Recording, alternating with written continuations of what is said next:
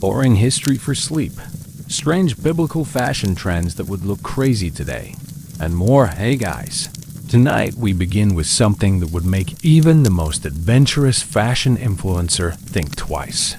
We're diving into the bizarre, beautiful, and sometimes downright shocking world of biblical fashion trends.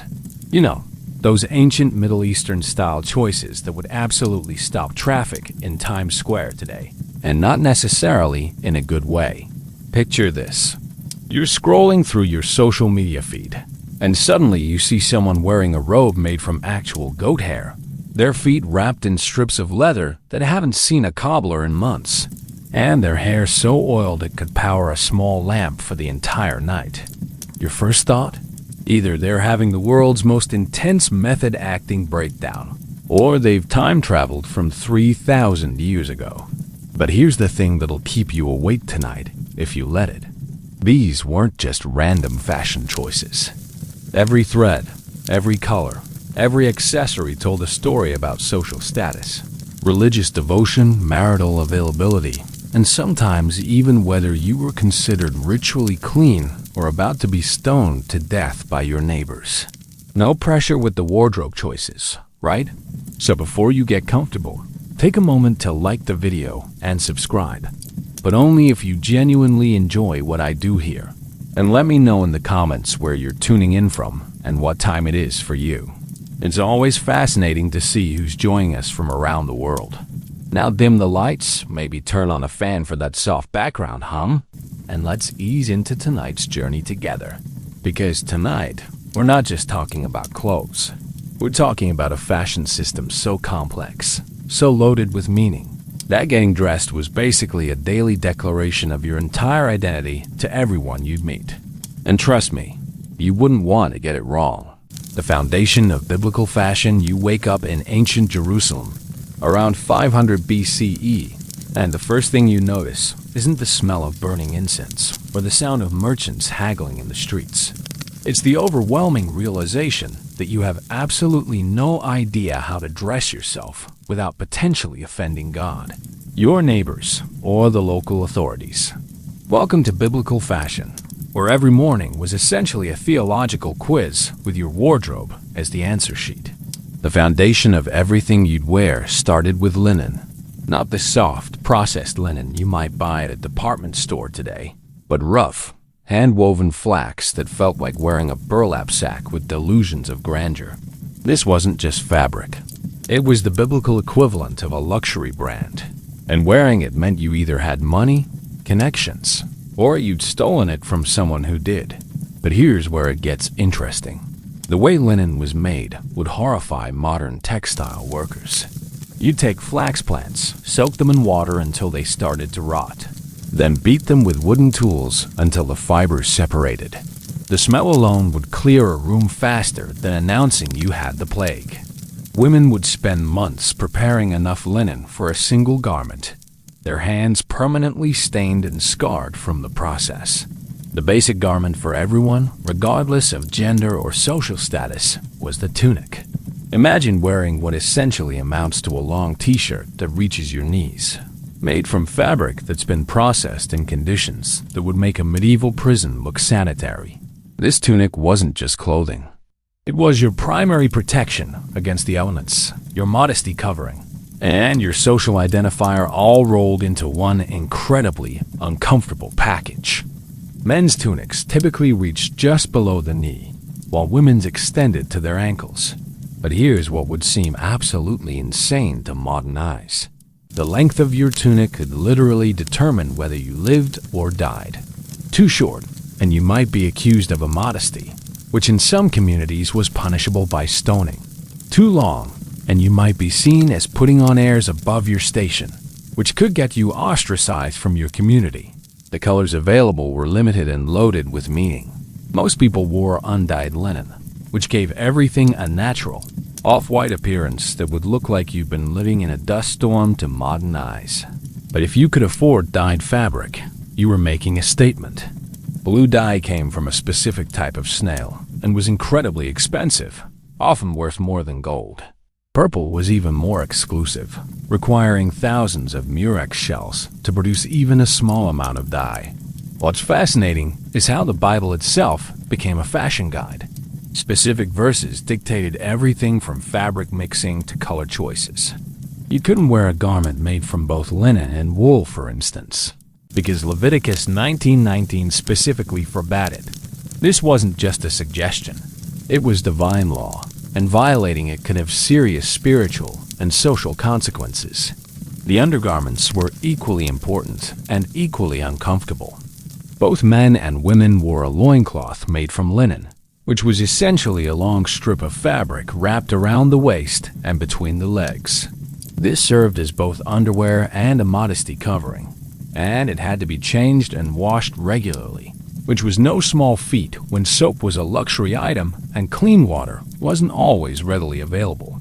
Over the tunic, you'd wear a cloak or mantle, which served multiple purposes. It was your blanket at night, your shelter during rain, your privacy screen when nature called, and your status symbol all in one. The quality of your cloak told everyone exactly where you stood in the social hierarchy, and losing it was considered such a catastrophe that there were specific laws about when a cloak could be taken as collateral for a debt. The attention to detail in biblical fashion was obsessive by modern standards. Every seam, every hem, every decorative element had to be perfect. Not just for aesthetic reasons, but because your clothing was seen as a reflection of your relationship with God. Shoddy workmanship wasn't just poor craftsmanship. It was a spiritual failing.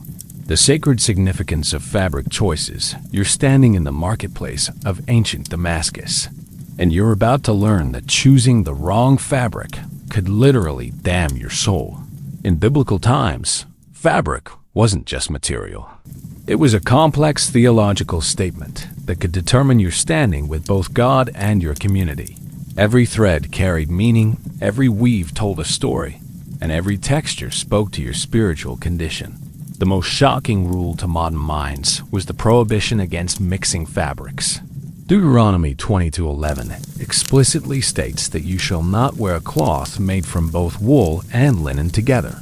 This wasn't just a fashion faux pas. It was considered an abomination.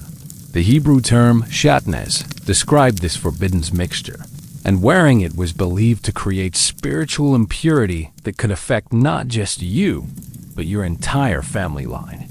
But why was this mixture so dangerous? The rabbinical explanation was that linen represented the plant kingdom, while wool represented the animal kingdom, and mixing them together was seen as corrupting the natural order that God had established. You weren't just wearing mismatched fabrics. You were essentially thumbing your nose at divine creation itself.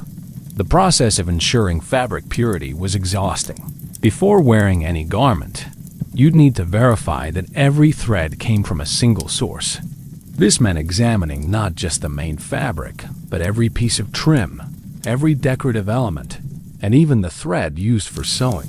Professional fabric inspectors, known as bodkim, would examine garments with magnifying glasses, searching for any trace of forbidden mixtures.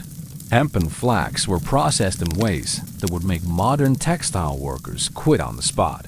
The plants were harvested, then submerged in pools of stagnant water for weeks until they began to decompose. The smell was overwhelming, described in ancient texts as worse than rotting fish mixed with human waste. Workers would cover their faces with cloth soaked in oils and perfumes, but even then, many would become physically ill from the fumes. Cotton, when it was available, was considered the ultimate luxury fabric. Unlike linen, cotton was soft against the skin and didn't require the brutal processing methods of flax. But cotton had to be imported from India or Egypt, making it so expensive that only the wealthiest individuals could afford it. A single cotton garment could cost more than a working man's annual salary. The spiritual significance of fabric extended beyond the prohibition against mixing. White linen was associated with purity and righteousness, which is why priests wore white garments and why the righteous were described as being clothed in white. But achieving truly white linen was incredibly difficult and expensive. The bleaching process involved exposing the fabric to sunlight for months, while repeatedly washing it with harsh alkaline solutions. Wool processing was its own nightmare. Sheep were often dirty, diseased, and their wool was full of parasites and debris. The cleaning process involved boiling the wool in large vats with urine, which acted as both a cleaning agent and a mordant for dyes. The smell was so intense that wool workers lived in separate quarters downwind from the main population, and they were often considered ritually unclean. The texture of biblical fabrics would feel alien to modern skin. Even the finest linen was rough and scratchy, nothing like the smooth, processed fabrics we're used to today. Wearing these garments was a constant reminder of their presence. They chafed, they itched, and they left marks on the skin. Comfort was not a consideration.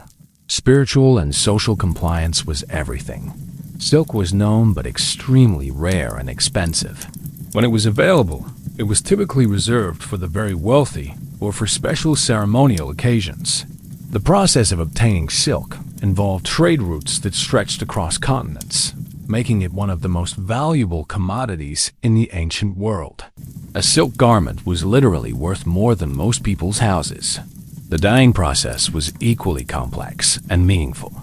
Each color required specific materials and methods, and the color of your clothing immediately identified your social status, occupation, and religious affiliation. Red dyes came from insects, blues from specific types of mollusks, and purples from rare sea creatures. The extraction process was so labor-intensive that dyed fabrics were often more valuable than precious metals.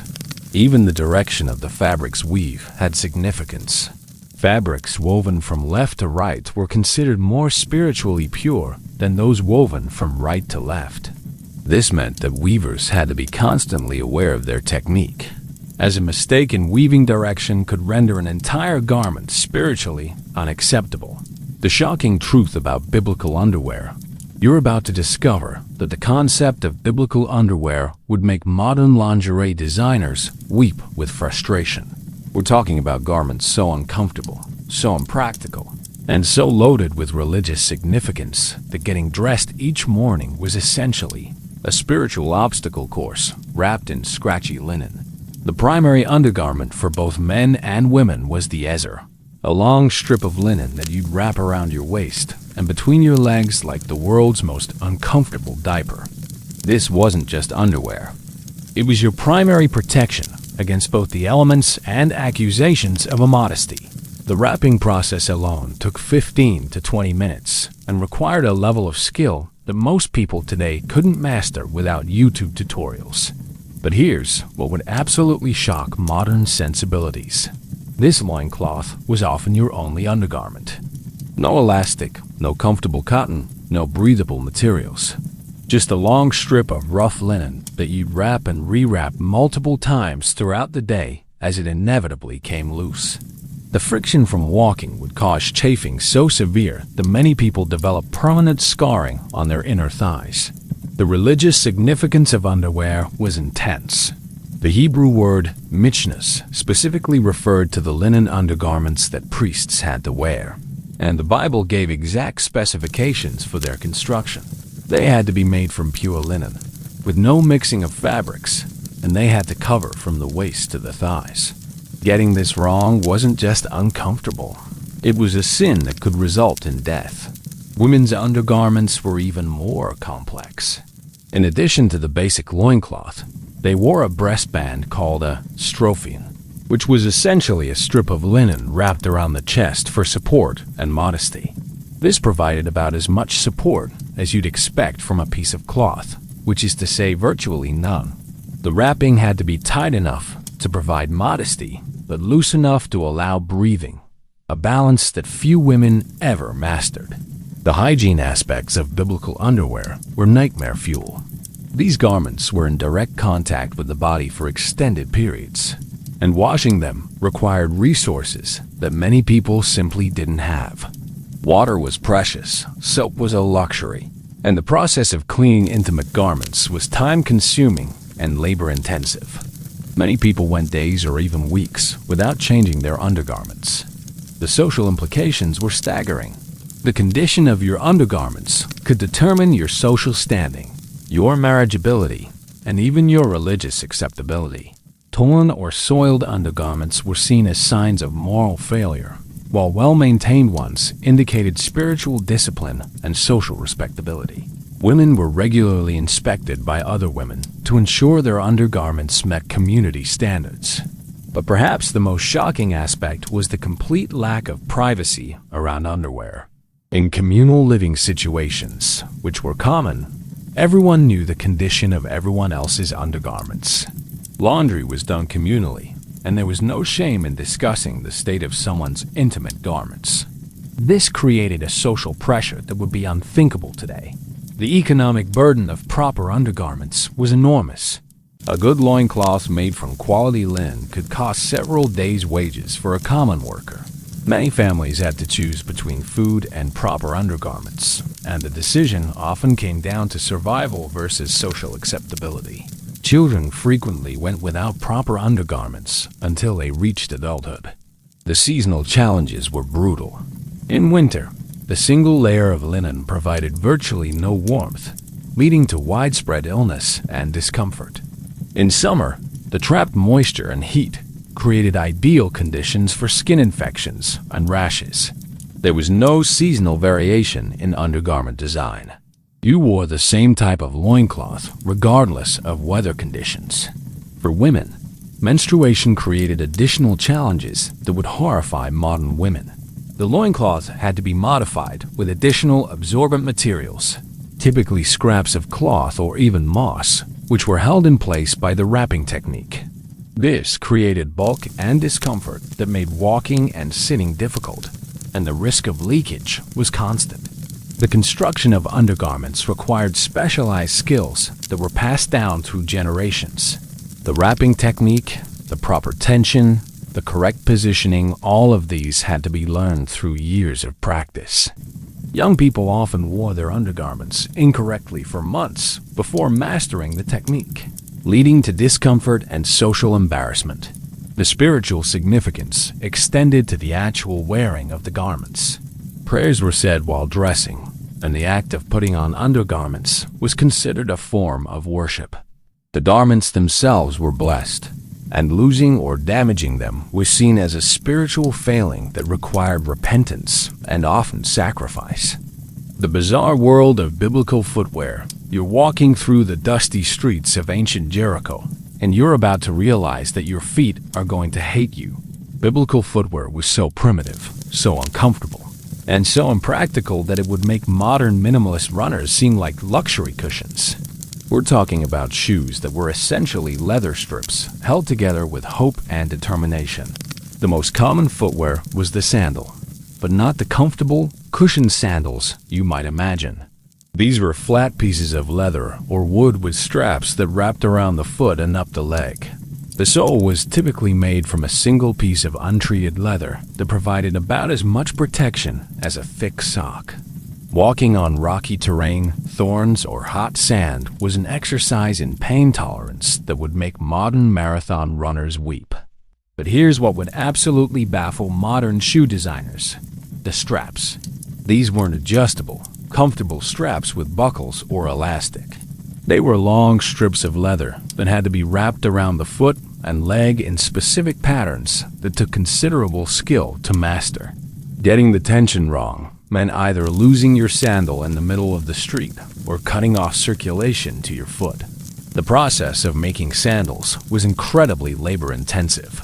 First, you had to obtain the leather, which meant slaughtering an animal, skinning it, and then spending weeks treating the hide with urine, animal fats, and various plant extracts. The smell was overwhelming, and the process required constant attention to prevent the leather from rotting or becoming too stiff to work with. The religious significance of footwear was intense. Removing your sandals was a sign of respect and spiritual reverence, as God commanded Moses to do at the burning bush. This meant that entering sacred spaces, approaching religious leaders, or participating in certain ceremonies required you to walk barefoot on whatever surface was available, regardless of its condition. Different types of footwear indicated social status in ways that would seem obvious to modern eyes, but were absolutely crucial in biblical times. The wealthy wore sandals with multiple straps, decorative elements, and thicker soles. The poor often went barefoot or wore crude sandals made from scraps of leather and plant materials.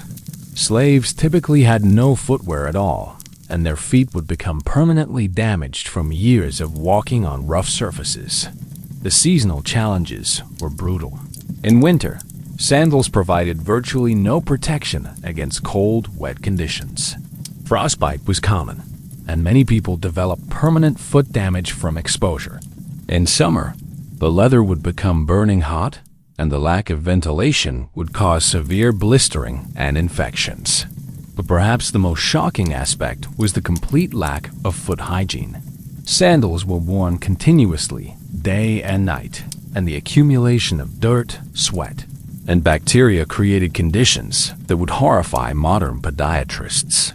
Foot washing was a luxury that most people couldn't afford, and serious foot infections were common and often fatal. The construction techniques required specialized knowledge that was passed down through generations. The proper way to cut leather, the correct angle for the sole, the appropriate length for the straps, all of these had to be learned through years of apprenticeship. A poorly made sandal could literally cripple someone, and the responsibility of the sandal maker was enormous. Women's footwear was even more impractical. In addition to the basic sandal design, women were expected to wear sandals that were more decorative and less functional. This often meant thinner soles, more complex strap patterns, and decorative elements that made walking even more difficult.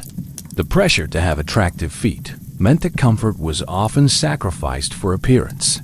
The cultural taboos around footwear were complex and varied by region.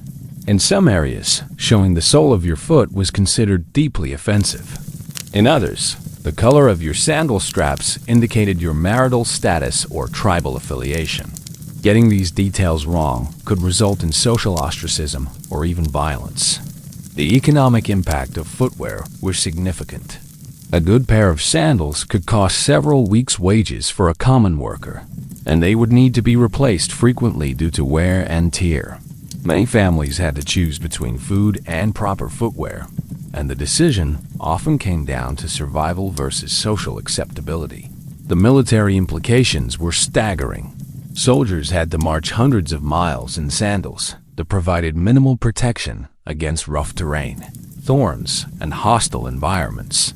The condition of an army's footwear could determine the outcome of battles, and many military campaigns failed due to inadequate shoes rather than strategic mistakes. The terrifying reality of biblical hairstyles. You're sitting in an ancient barbershop in Babylon, and you're about to discover that getting a haircut was potentially a death sentence. Biblical hairstyles weren't just fashion statements. They were complex religious declarations, social identifiers, and sometimes the difference between life and death. We're talking about hair rules so strict that one bad trim could get you exiled from your community. The most shocking rule to modern minds was the prohibition against cutting the corners of your hair. Leviticus 19:27 specifically states that you shall not round the corners of your head or destroy the corners of your beard. This wasn't just a suggestion. It was divine law, and violating it was considered an abomination. The result was hairstyles that would look absolutely bizarre to modern eyes. Men's hair was typically worn long, often reaching the shoulders or beyond. But this wasn't the flowing, shampooed hair you might imagine. We're talking about hair that was rarely washed, often infested with parasites, and styled with oils that would make your modern hair products seem like luxury items. The smell alone would clear a room, and the texture would feel like straw that had been soaked in animal fat. The hair cutting process was incredibly dangerous. Barbers used sharp knives and razors that were rarely cleaned, and infections from cuts were common and often fatal. The lack of proper sanitation meant that a simple haircut could result in serious illness or death. Many people went months or even years without cutting their hair simply because the risk was too great. Women's hair was even more complex. Long hair was considered a woman's glory, and cutting it was often associated with shame, punishment, or mourning. The process of maintaining long hair without modern products was exhausting and time-consuming. Women would spend hours each day combing, oiling, and arranging their hair, often with the help of servants or family members. The religious significance of hair was intense. Nazarites, who had taken special vows, were forbidden from cutting their hair at all. Samson's strength was believed to come from his uncut hair, and when it was cut, he lost his power. This created a direct connection between hair length and spiritual strength that would seem superstitious to modern minds. But here's what would absolutely shock modern hairstylists: the styling tools. Instead of modern brushes and combs, people used sharp sticks, animal bones, and crude metal implements that were more likely to damage hair than style it. The process of detangling hair was so painful that many people simply gave up and let their hair become permanently matted. The oils and treatments used on hair were equally primitive. Olive oil was common, but it attracted dirt and insects, making hair constantly dirty and uncomfortable. Other treatments included animal fats, plant extracts, and even urine, which was believed to have cleansing properties. The combination of these treatments would create a smell that would be unbearable to modern noses. The social implications of hairstyles were enormous. The way you wore your hair immediately identified your social status, marital status, religious affiliation, and tribal membership.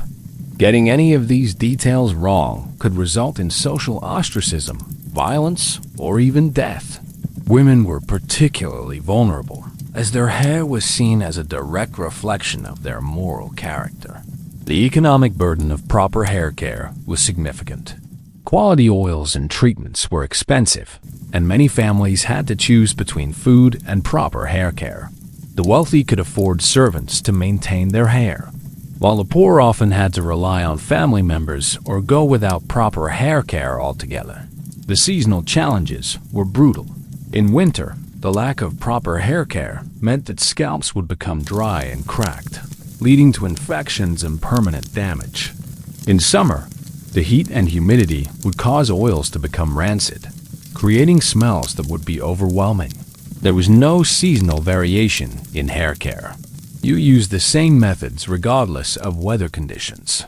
The gender-specific rules were complex and strictly enforced. Men and women had different hair requirements, and violating these rules was considered a serious moral failing.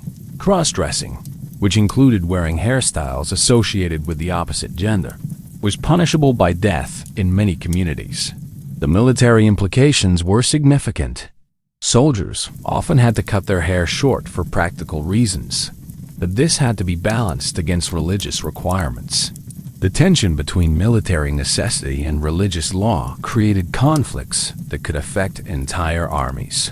The shocking truth about biblical makeup and cosmetics: you're standing before a bronze mirror in ancient Egypt, and you're about to learn that biblical makeup was so dangerous it could literally kill you. We're talking about cosmetics made from toxic minerals, applied with tools that would horrify modern health inspectors, and used in ways that would make today's beauty routines seem like child's play. The most common eye makeup was kohl, made from ground antimony, lead, and other minerals that were essentially poisonous. Women would grind these materials by hand, creating a fine powder that they'd mix with animal fats or oils to create a paste. The application process involved using sharp sticks or metal rods to draw thick lines around the eyes, often causing cuts and infections that could lead to permanent blindness. But here's what would absolutely shock modern makeup artists: the ingredients. Red ochre mixed with animal blood for lip color, crushed beetles for rouge, lead-based powders for skin whitening. These weren't just cosmetics. They were slow-acting poisons that would accumulate in the body over time, causing everything from hair loss to organ failure. The process of creating makeup was incredibly labor-intensive and dangerous. Women would spend hours grinding minerals with primitive tools, often inhaling toxic dust that would damage their lungs. The preparation had to be done in well-ventilated areas, but most homes didn't have proper ventilation, so makeup preparation was literally a health hazard. The religious attitudes toward makeup were complex and often contradictory. While the Bible mentions women using cosmetics, it also associates makeup with vanity and moral corruption. Jezebel's use of makeup before her death was seen as evidence of her wickedness, creating a cultural tension between the desire to be attractive and the fear of being seen as immoral. The social implications were enormous. The quality of your makeup immediately identified your social status and economic position. The wealthy could afford high-quality pigments and professional application, while the poor often had to make do with crude substitutes that were even more dangerous. The pressure to wear makeup was intense, but the ability to afford safe, effective cosmetics was limited to the elite. The application process would terrify modern makeup users. Instead of soft brushes and applicators, women used sharp sticks, animal bones, and metal rods. The risk of injury was constant, and infections from contaminated tools were common. Many women developed permanent scarring around their eyes and lips from years of rough application. The preservation of makeup was equally challenging.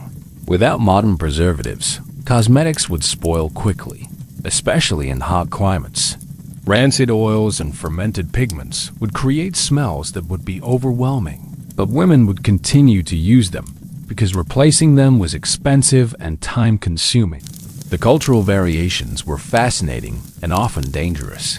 Different regions had different makeup traditions, and getting these details wrong could mark you as a foreigner or outsider. Egyptian-style eye makeup was different from Mesopotamian styles, and the differences were subtle but crucial for social acceptance. The gender rules around makeup were strictly enforced. While women were expected to use cosmetics, men who wore makeup were often considered effeminate or immoral. The exceptions were priests and rulers, who sometimes wore ceremonial makeup. But even then, the rules were complex and varied by culture. The economic impact was significant. Quality makeup ingredients were expensive and often had to be imported from distant lands. A single container of good coal could cost several weeks' wages for a common worker. Many families went into debt to maintain their women's appearance, and the economic pressure to look attractive was enormous. The health consequences were severe and often permanent. Lead poisoning from makeup caused hair loss, tooth decay, and mental deterioration. Eye infections from contaminated coal could lead to blindness. Skin damage from harsh chemicals was common and irreversible. The pursuit of beauty was literally killing women, but the social pressure to wear makeup was too strong to resist. The seasonal challenges were brutal. In winter, makeup would freeze and crack, causing painful sores. In summer, the heat would cause makeup to run and smear, creating a mess that was difficult to clean. There was no waterproof makeup, so any exposure to moisture would ruin hours of careful application. The spiritual significance was complex. Some makeup was associated with religious ceremonies and was considered sacred. Other types were seen as vanity and moral corruption. The line between appropriate and inappropriate makeup use was constantly shifting, and women had to navigate these complex rules while trying to maintain their appearance. The brutal reality of biblical jewelry and accessories. You're admiring a necklace in ancient Jerusalem's marketplace, and you're about to discover that biblical jewelry was so laden with meaning, so dangerous to wear, and so difficult to obtain that accessorizing was essentially a high-stakes game of social roulette. We're talking about jewelry that could get you killed, accessories that marked you for theft, and ornaments that were literally worth more than human lives. The most shocking aspect of biblical jewelry was its direct connection to slavery and human trafficking. Much of the gold and silver used in jewelry was mined by slaves working in conditions that would horrify modern human rights activists. The beautiful earrings and bracelets that adorned the wealthy were literally forged from the suffering of thousands of enslaved people who died in the mines. The nose ring, which seems exotic to modern eyes, was actually a common accessory for women, But getting your nose pierced was a brutal process that involved driving a sharp metal rod through the cartilage without any anesthesia or antiseptic. The infection rate was enormous, and many women died from complications. The rings themselves were often so heavy that they would tear the nose over time, creating permanent disfigurement. The religious significance of jewelry was intense and often contradictory. While the Bible describes the beauty of golden ornaments, it also warns against the vanity of excessive decoration. The line between appropriate and inappropriate jewelry was constantly shifting, and wearing the wrong accessory could mark you as morally corrupt or spiritually deficient. The creation process for jewelry was incredibly dangerous. Metal workers had to work with open flames, toxic fumes, and molten metals without any safety equipment. Burns were common and often fatal, and the inhalation of metal fumes caused permanent lung damage. The workshops were essentially death traps, and the average lifespan of a metal worker was significantly shorter than the general population. The social implications were staggering. The type of jewelry you wore immediately identified your social status, marital status, tribal affiliation, and economic position. Getting any of these details wrong could result in social ostracism, violence, or even death. Women were particularly vulnerable, as their jewelry was seen as a direct reflection of their husband's or father's success. The economic burden of proper jewelry was enormous. A single gold bracelet could cost more than a house, and many families went into debt to maintain their social standing. The pressure to display wealth through jewelry was intense, but the ability to afford quality pieces was limited to the elite. Many people wore fake jewelry made from base metals, but if discovered, the social consequences could be devastating. The security challenges were constant. Wearing valuable jewelry made you a target for thieves and bandits. Many people were murdered for their accessories, and the fear of theft was so great that wealthy individuals often hired armed guards specifically to protect their jewelry. The irony was that the jewelry meant to display success often made success dangerous. The maintenance of jewelry was incredibly difficult. Without modern cleaning products, jewelry would quickly tarnish and deteriorate. The cleaning process involved harsh chemicals and abrasive materials that would damage the metal over time. Many pieces of jewelry were essentially disposable, worn for a short time before becoming too damaged to display. The gender rules around jewelry were complex and strictly enforced. Men and women had different jewelry requirements, and violating these rules was considered a serious moral failing. Cross-dressing, which included wearing jewelry associated with the opposite gender, was punishable by death in many communities. The cultural variations were fascinating and often dangerous. Different regions had different jewelry traditions, and getting these details wrong could mark you as a foreigner or outsider. Egyptian-style jewelry was different from Mesopotamian styles, and the differences were subtle but crucial for social acceptance. The military implications were significant. Soldiers often had to remove their jewelry before battle to avoid giving enemies handholds or creating weak points in armor. But removing jewelry also meant removing status symbols, creating a tension between military necessity and social standing. The inheritance laws around jewelry were complex and often led to family conflicts. Jewelry was often the most valuable item a family owned, and disputes over who would inherit specific pieces could tear families apart. The laws varied by culture and time period, creating additional confusion and conflict. The spiritual significance was profound. Some jewelry was associated with religious ceremonies and was considered sacred. Other types were seen as vanity and moral corruption. The line between appropriate and inappropriate jewelry use was constantly shifting, and people had to navigate these complex rules while trying to maintain their appearance and social standing. The terrifying world of biblical perfumes and fragrances. You're walking through the spice markets of ancient Damascus, and you're about to learn that biblical perfumes were so powerful they could cause hallucinations. So expensive, they were literally worth more than gold. and so dangerous to produce that perfume makers had one of the highest mortality rates of any profession. We're talking about fragrances that would make modern perfumers weep with envy and terror. The most prized fragrance ingredient was myrrh, which wasn't just expensive. It was literally worth more than its weight in gold. The process of obtaining myrrh was incredibly dangerous, involving travel to remote regions of Arabia and Africa, where bandits and wild animals were constant threats. The resin had to be harvested from specific trees during particular seasons, and the knowledge of proper harvesting was closely guarded by families who passed it down through generations. But here's what would absolutely shock modern fragrance enthusiasts: the concentration levels. Biblical perfumes were so potent that a single drop could scent an entire room for days.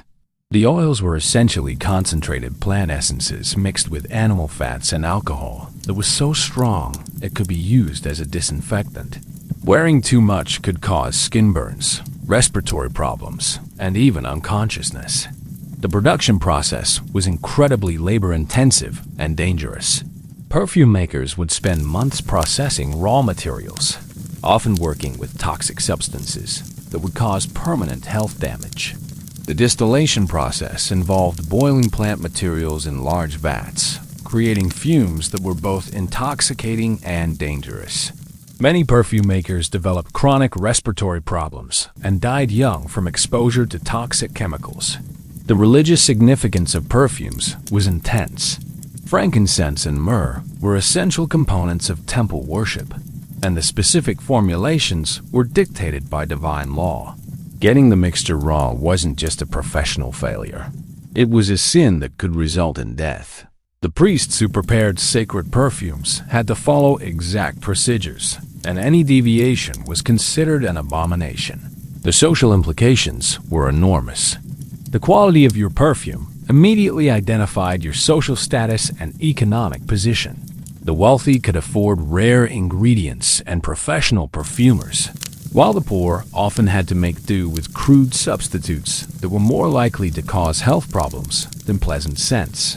The pressure to smell good was intense, but the ability to afford quality perfumes was limited to the elite. The gender rules around perfumes were complex and strictly enforced. Men and women had different fragrance requirements, and violating these rules was considered a serious moral failing. Women were expected to use floral and sweet scents, while men were supposed to use more masculine fragrances based on woods and spices. Getting this wrong could result in social ostracism. The application process would terrify modern fragrance users. Instead of spray bottles and atomizers, people applied perfume using their fingers, cloth strips, or crude dabbing tools. The risk of contamination was constant, and sharing perfume bottles could spread diseases. Many people developed skin infections from contaminated perfume containers. The preservation of perfumes was equally challenging. Without modern preservatives, fragrances would spoil quickly, especially in hot climates. Rancid oils and fermented plant materials would create smells that would be overwhelming, but people would continue to use them because replacing them was expensive and time-consuming. The economic impact was staggering. A single bottle of high-quality perfume could cost several months' wages for a common worker. Many families went into debt to maintain their scent, and the economic pressure to smell good was enormous. The perfume trade was one of the most lucrative businesses in the ancient world, with profit margins that would make modern luxury brands jealous. The health consequences were severe and often permanent. Many perfume ingredients were toxic, causing everything from skin irritation to organ damage. The lead-based preservatives used in some perfumes caused neurological problems and death. The pursuit of pleasant scents was literally killing people, but the social pressure to smell good was too strong to resist. The cultural variations were fascinating and often dangerous. Different regions had different perfume traditions, and getting these details wrong could mark you as a foreigner or outsider. Egyptian-style perfumes were different from Mesopotamian fragrances, and the differences were subtle but crucial for social acceptance. The military implications were significant. Soldiers often had to avoid wearing perfumes during campaigns because the scents could give away their position to enemies. But removing perfumes also meant removing status symbols, creating a tension between military necessity and social standing. The seasonal challenges were brutal. In winter, perfumes would freeze and separate, ruining the careful balance of ingredients. In summer, the heat would cause perfumes to evaporate quickly and change their scent profiles. There was no climate control for perfume storage, so maintaining consistent fragrances was nearly impossible. The brutal reality of biblical clothing for different social classes. You're standing in the courtyard of a wealthy merchant's house in ancient Babylon, and you're about to witness a fashion hierarchy so rigid and so brutal that wearing the wrong garment could literally get you beaten to death by an angry mob. We're talking about a clothing system so stratified that your fabric choices weren't just fashion statements. They were legal declarations of your exact position in society. The clothing gulf between the wealthy and the poor was so extreme it would make modern inequality seem subtle. While the rich wore multiple layers of fine linen and silk, the poor often had a single garment that served as clothing, blanket, and burial shroud. This wasn't just about comfort. It was about survival. The poor would literally die from exposure, while the wealthy complained about the weight of their elaborate robes. The most shocking aspect was the legal enforcement of clothing rules. Sumptuary laws dictated exactly what each social class could wear, and violating these rules was a serious crime. A slave caught wearing clothing above their station could be executed. A poor person found with fabric too fine for their position could be imprisoned or exiled. The clothing police were real, and they were ruthless. The wealthy wore garments that would seem absurdly impractical to modern eyes. Robes with sleeves so long they dragged on the ground, requiring servants to carry them. Headdresses so elaborate they required structural support. The point wasn't functionality. It was to demonstrate that you were so wealthy you didn't need to do any actual work. Your clothes were a billboard announcing your uselessness, and that was the ultimate status symbol. The middle class lived in constant fear of dressing inappropriately. Too fancy, and you'd be accused of putting on airs above your station. Too plain, and you'd be seen as failing to maintain proper standards. The balance was so delicate that many people employed clothing advisors to help them navigate the complex rules of appropriate dress. The poor faced impossible choices. Their single garment had to serve multiple purposes, and when it wore out, they often couldn't afford to replace it. Many people wore clothes until they literally fell apart, then patched them with whatever materials they could find.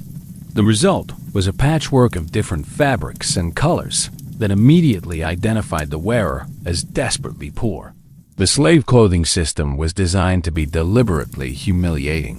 Slaves wore rough, undyed cloth that was intentionally uncomfortable and ugly. The fabric was often made from the coarsest materials available, and the garments were cut in ways that restricted movement and made daily tasks more difficult. The clothing was both a uniform and a form of punishment. The religious implications were complex. While the Bible taught that all people were equal before God, the clothing system reinforced earthly hierarchies. The wealthy could afford the pure white linen associated with righteousness, while the poor were forced to wear stained, patched garments that were seen as spiritually inferior. The contradiction was glaring but rarely addressed. The economic burden of maintaining appropriate clothing was crushing for all but the wealthy. The middle class spent enormous portions of their income on clothing, often going into debt to maintain their appearance. The poor were trapped in a cycle where their shabby clothing made it harder to find work, but their lack of work made it impossible to afford better clothing. The seasonal challenges were devastating for the poor. While the wealthy could afford different garments for different weather conditions, the poor had to make do with the same clothes year-round. Winter brought death from exposure, while summer brought heat exhaustion and skin diseases from wearing heavy, non-breathable fabrics in hot climates. The gender differences within each class were equally brutal. Poor women often had to choose between modest clothing and warm clothing, as they couldn't afford both. Wealthy women were expected to wear increasingly elaborate garments that required teams of servants to maintain. The pressure on women to maintain appropriate appearances was intense regardless of their economic situation. The generational impact was profound. Children from poor families grew up wearing adult clothing that had been cut down and patched, creating a visual reminder of their family's poverty. Wealthy children wore miniature versions of adult formal wear, conditioning them from an early age to expect luxury and deference. The regional variations created additional complications. What was appropriate dress in one area might be scandalous in another. Travelers had to constantly adjust their clothing to local standards, and getting it wrong could have serious consequences. The lack of standardization meant that clothing rules were constantly shifting and often contradictory. The military implications were significant. Soldiers from different social classes wore different uniforms, creating a visible hierarchy even within the army. Officers wore elaborate armor and decorations, while common soldiers wore basic protective gear. The clothing differences reinforced military discipline, but also created resentment and division within the ranks. The shocking truth about biblical children's clothing. You're watching a group of children playing in the dusty streets of ancient Nazareth, and you're about to discover that biblical children's clothing was so impractical, so dangerous, and so loaded with adult responsibilities that childhood as we know it was essentially impossible. We're talking about many adults dressed in clothing that would make modern child safety experts have nervous breakdowns. The most disturbing aspect of biblical children's clothing was that it was essentially scaled-down adult wear with no consideration for child development or safety. Children wore the same uncomfortable linen tunics, the same scratchy wool cloaks, and the same impractical sandals as their parents. The result was clothing that restricted movement, caused constant discomfort, and made normal childhood activities nearly impossible. But here's what would absolutely horrify modern parents: the fabric quality given to children. Because children outgrew clothing quickly, they were often given the cheapest, roughest materials available. The fabric was so coarse it would cause constant chafing and rashes, and the poor quality meant that clothes would fall apart quickly, leaving children partially naked until new clothing could be obtained or made.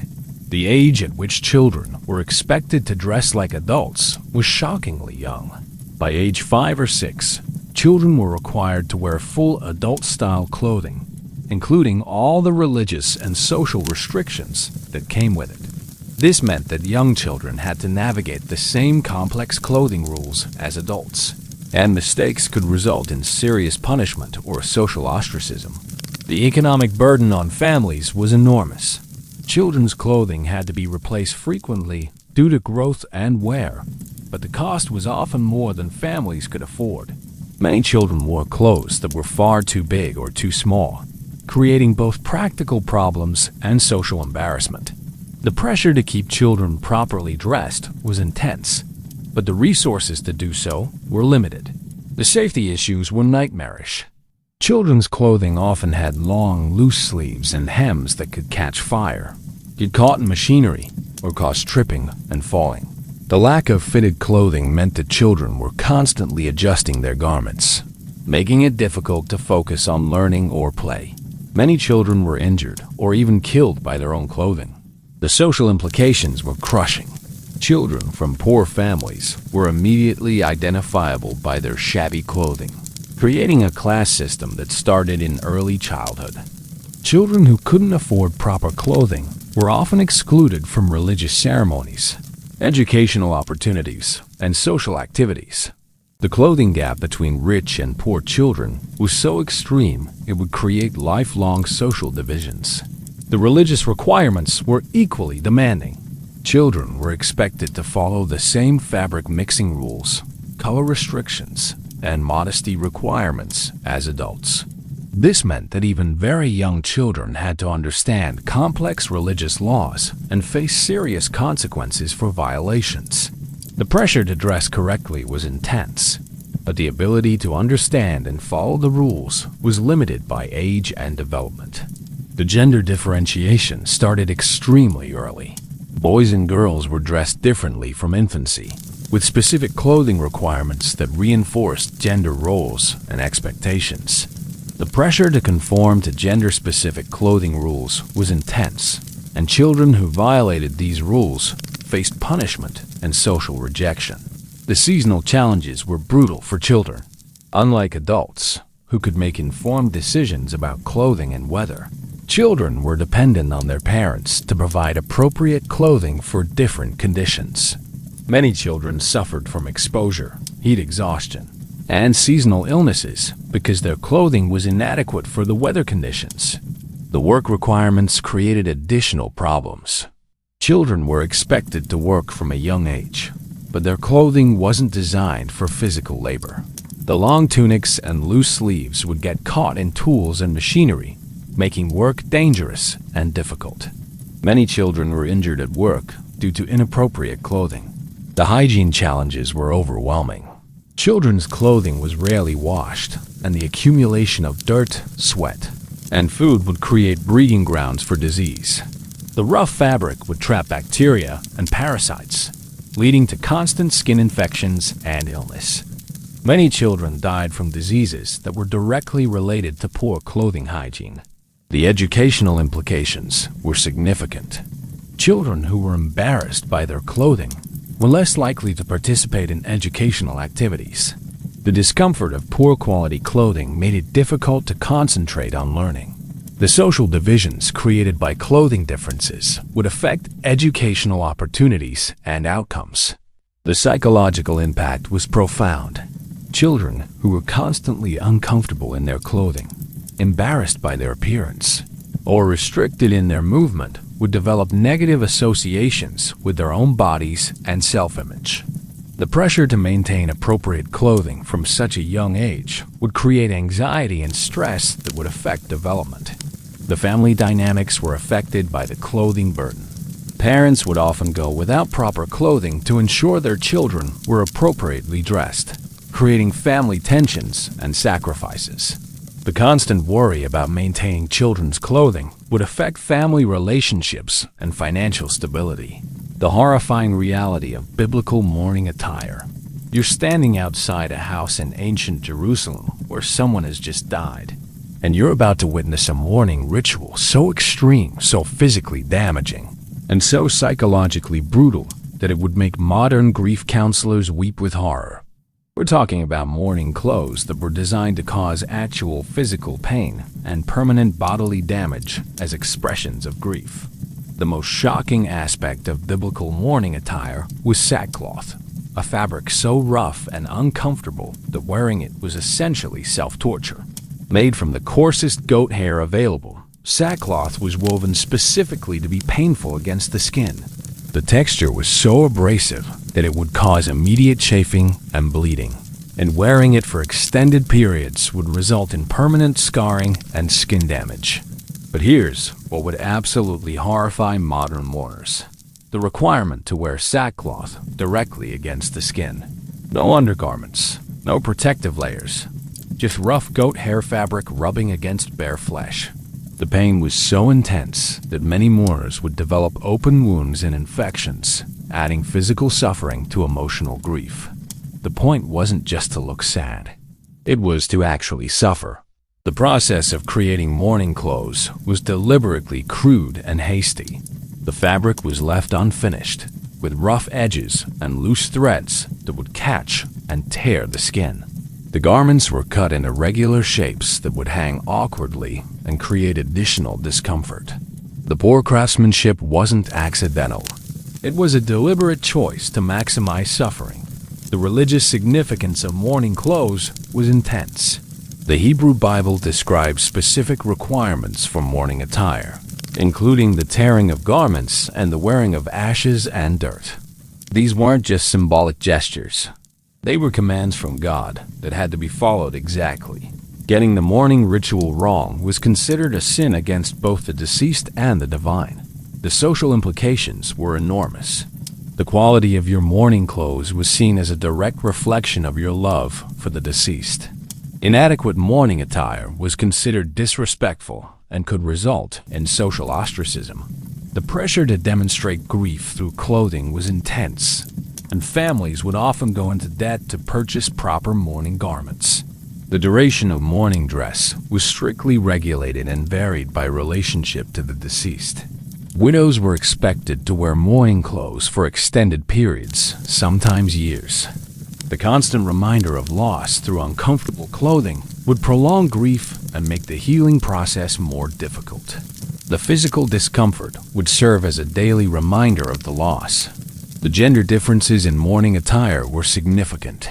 Women's mourning clothes were often more elaborate and uncomfortable than men's, reflecting the belief that women should express grief more intensely. The restrictions on women's mourning attire were also more severe, with specific rules about hair covering, jewelry removal, and color restrictions. The economic burden of mourning clothes was crushing. Families were expected to purchase new mourning garments for each death, and the cost could be enormous. The poor often had to choose between food and proper mourning attire, creating additional stress during an already difficult time. The pressure to maintain proper mourning appearances was intense regardless of economic circumstances. The health consequences were severe and often permanent. The rough sackcloth would cause skin infections, rashes, and open wounds that could become life-threatening.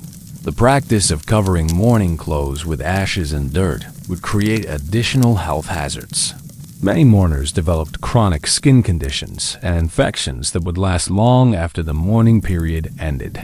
The psychological impact was profound. The constant physical discomfort from mourning clothes would intensify emotional pain and make the grieving process more difficult. The requirement to wear uncomfortable clothes for extended periods would create additional stress and anxiety. The physical suffering was intended to match the emotional suffering, but often made recovery more difficult. The seasonal challenges were brutal. Mourning clothes had to be worn regardless of weather conditions, meaning that mourners would suffer from heat exhaustion in summer and exposure in winter. The lack of weather-appropriate mourning attire would cause additional health problems and physical suffering. The social isolation created by mourning clothes was intense. The distinctive appearance of mourning attire would immediately identify mourners, often leading to social avoidance and isolation. The requirement to wear mourning clothes would limit social interactions and make it difficult to return to normal activities. The workplace implications were significant. Mourners were often unable to work while wearing mourning clothes, creating additional economic hardship. The physical discomfort and distinctive appearance would make it difficult to perform many jobs, leading to lost income during an already difficult time. The family dynamics were affected by mourning clothing requirements. Different family members had different mourning obligations, creating varying levels of suffering and restriction within the same household. The pressure to maintain proper mourning appearances would affect family relationships and create additional stress during grief. The shocking world of biblical wedding attire. You're attending a wedding in ancient Galilee, and you're about to discover that biblical wedding attire was so expensive it could bankrupt entire families. So loaded with meaning that getting one detail wrong could curse the marriage, and so physically uncomfortable that many brides and grooms would faint during their own ceremonies. We're talking about wedding clothes that were more like elaborate costumes designed to demonstrate wealth rather than celebrate love. The most shocking aspect of biblical wedding attire was the sheer cost. A proper wedding dress could cost more than a house, and families would often go into debt for generations to afford appropriate clothing for their children's weddings. The pressure to demonstrate social status through wedding attire was so intense that many families would sell property, livestock, and even family members into slavery to pay for wedding clothes. But here's what would absolutely horrify modern brides: the weight and complexity of wedding garments. Biblical wedding dresses were so heavy and elaborate that brides often needed teams of servants to help them move. The garments were covered with gold thread, precious stones, and metallic ornaments that would weigh dozens of pounds. Brides would often collapse from exhaustion during their own wedding ceremonies. The construction of wedding attire was incredibly complex and time-consuming. Skilled seamstresses would spend months creating a single wedding dress, using techniques that required years of training to master. The embroidery alone could take weeks to complete, and the beadwork and metallic decorations required specialized skills that were passed down through generations of craftspeople. The religious significance of wedding clothes was intense. Every color, every decoration, every fabric choice had specific meanings that were dictated by religious law. The wedding garments were believed to affect the spiritual success of the marriage, and getting the details wrong could result in divine punishment. The pressure to create perfect wedding attire was enormous, and mistakes could have serious consequences. The social implications were crushing. The quality of wedding attire was seen as a direct reflection of the family's status and success. Inadequate wedding clothes were considered shameful and could affect the couple's social standing for the rest of their lives. The pressure to compete with other families through wedding attire was intense, leading to an escalating arms race of elaborate and expensive clothing. The preservation of wedding attire was incredibly difficult. The delicate fabrics, precious metals, and decorative elements required constant care and maintenance. Many wedding dresses would begin to deteriorate during the ceremony itself, and the cost of maintaining the garments after the wedding was often more than families could afford. The gender differences in wedding attire were extreme. While brides wore elaborate, expensive dresses that demonstrated their family's wealth, grooms wore simpler but still costly garments that emphasized their ability to provide for their new wives. The pressure on both families to provide appropriate wedding attire was intense, but the requirements were different for each gender. The seasonal challenges were brutal. Wedding clothes were often inappropriate for weather conditions, meaning that brides and grooms would suffer from heat exhaustion in summer and exposure in winter. The lack of weather-appropriate wedding attire would cause additional discomfort and health problems. During what should have been a joyous occasion, the regional variations created additional complications. Different areas had different wedding attire traditions, and getting these details wrong could offend guests or mark the couple as outsiders. The lack of standardization meant that wedding attire rules were constantly shifting and often contradictory. The economic impact extended far beyond the wedding day. The cost of wedding attire would often create debt that would affect the couple's financial stability for years. Many marriages would begin with crushing debt from wedding expenses, creating additional stress and financial hardship that would affect the relationship. The health consequences were severe. The heavy, restrictive wedding garments would cause physical problems, including breathing difficulties, circulation problems, and heat exhaustion.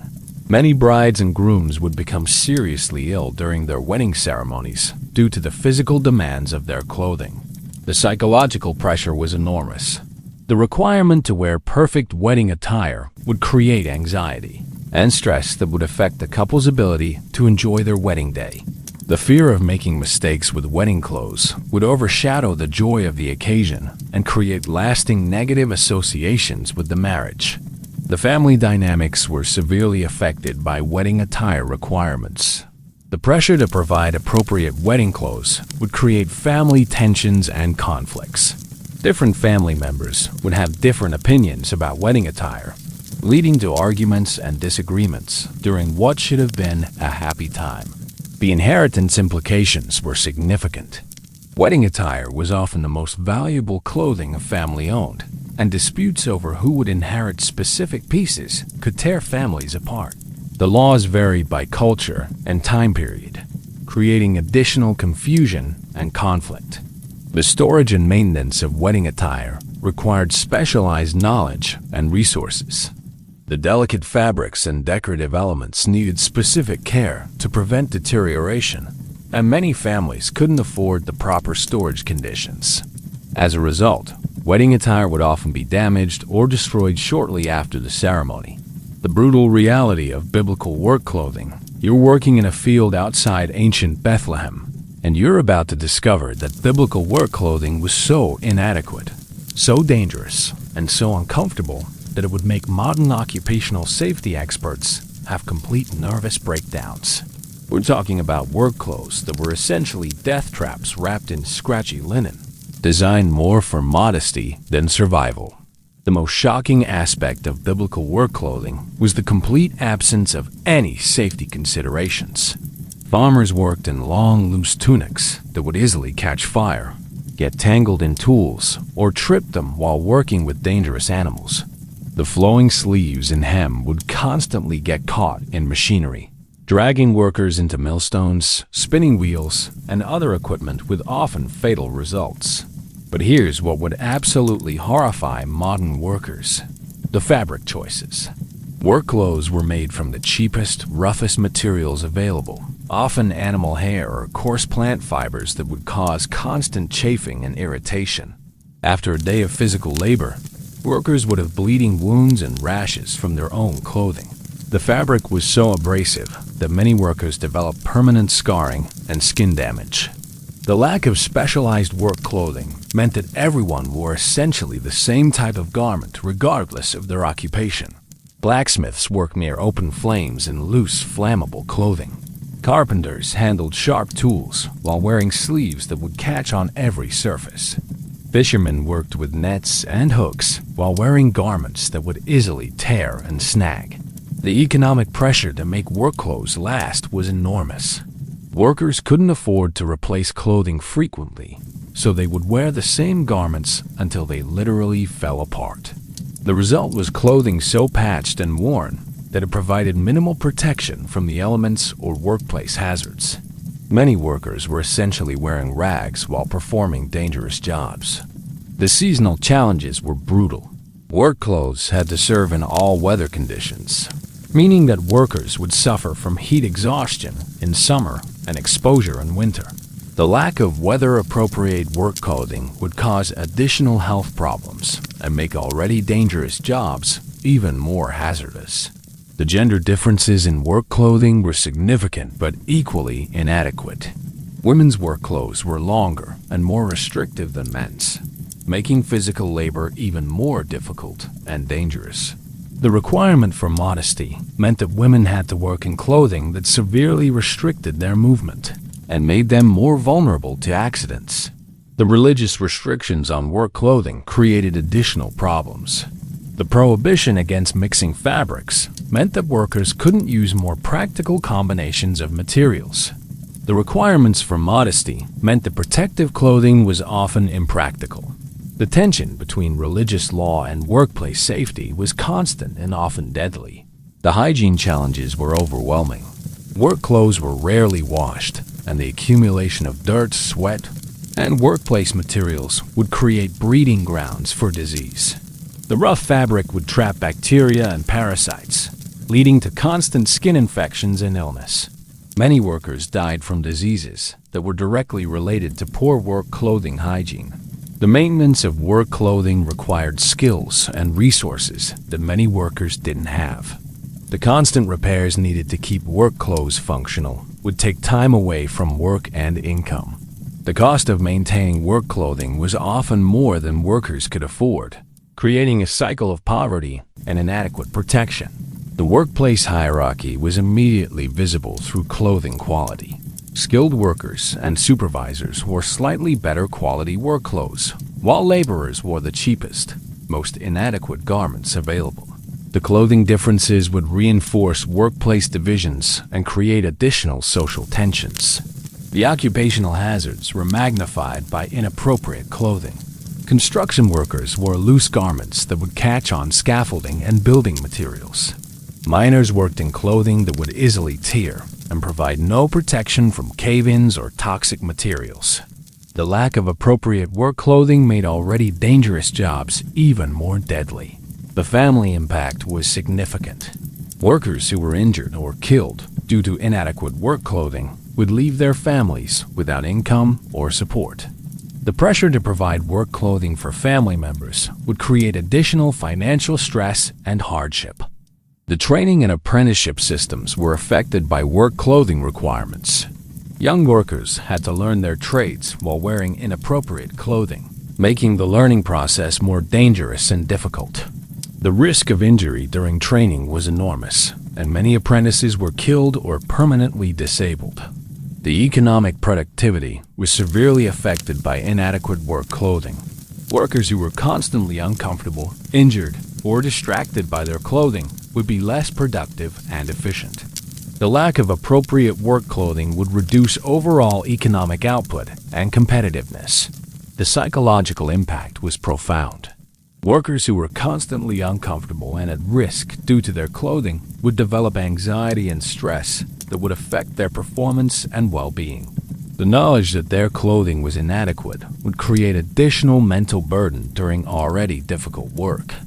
The terrifying world of biblical priestly garments. You're standing in the inner sanctum of the Jerusalem temple, and you're about to witness clothing so sacred that wearing it incorrectly could result in instant death. So expensive that it cost more than entire cities, and so complex that getting dressed required multiple assistants and could take hours. We're talking about priestly garments that were literally life or death fashion statements designed by God Himself. The most shocking aspect of biblical priestly garments was that they were the only clothing in human history with divinely mandated specifications. Every thread, every color, every measurement was dictated by God through Moses, and deviation from these specifications wasn't just a fashion mistake. It was a sin punishable by death. The pressure on priests to wear their garments correctly was so intense that many would spend hours checking and rechecking every detail before entering the temple. But here's what would absolutely horrify modern religious leaders: the cost of priestly garments. The high priest's outfit was so expensive it could have fed thousands of people for months. The gold thread alone cost more than most people would earn in a lifetime, and the precious stones on the breastplate were worth more than entire kingdoms. The economic burden of maintaining priestly wardrobes was enormous and often bankrupted religious communities.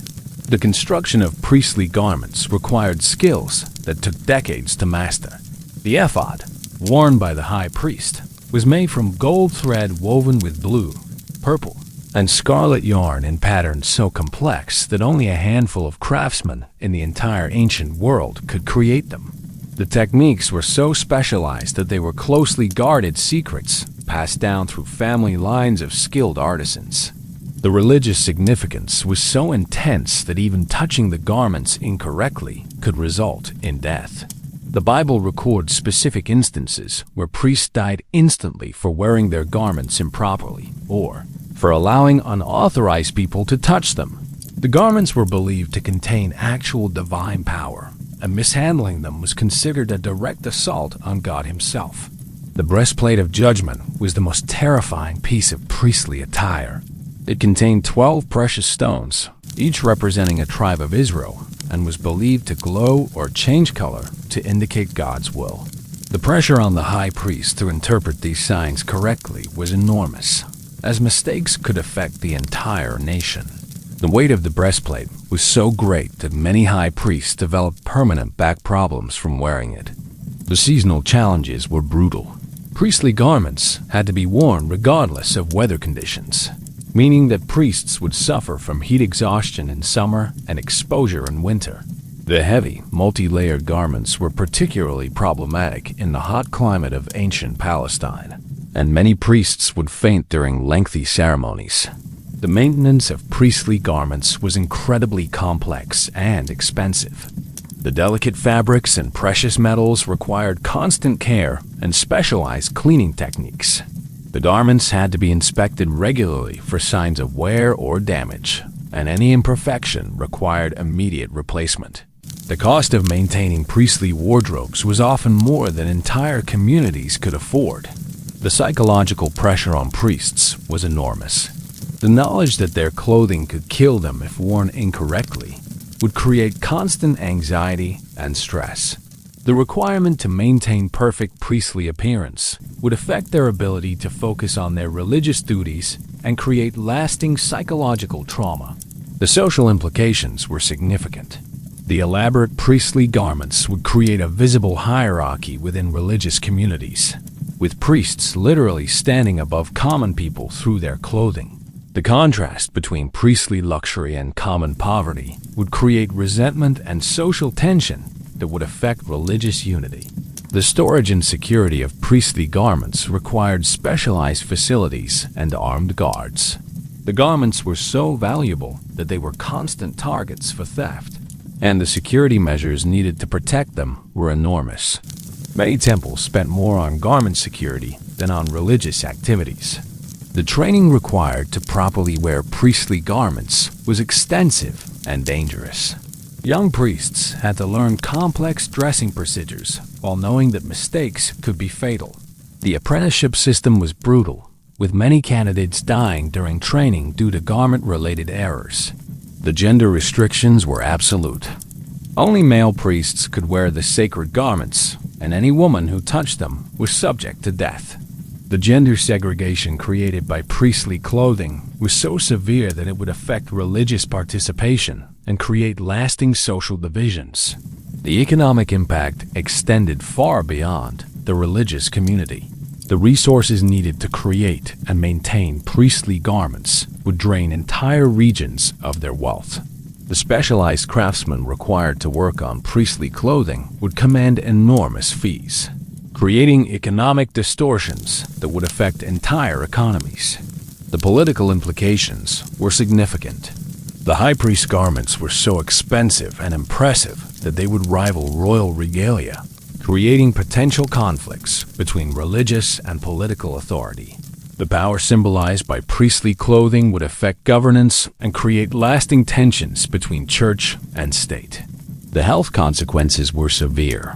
The heavy, restrictive priestly garments would cause physical problems, including breathing difficulties, circulation problems, and heat exhaustion.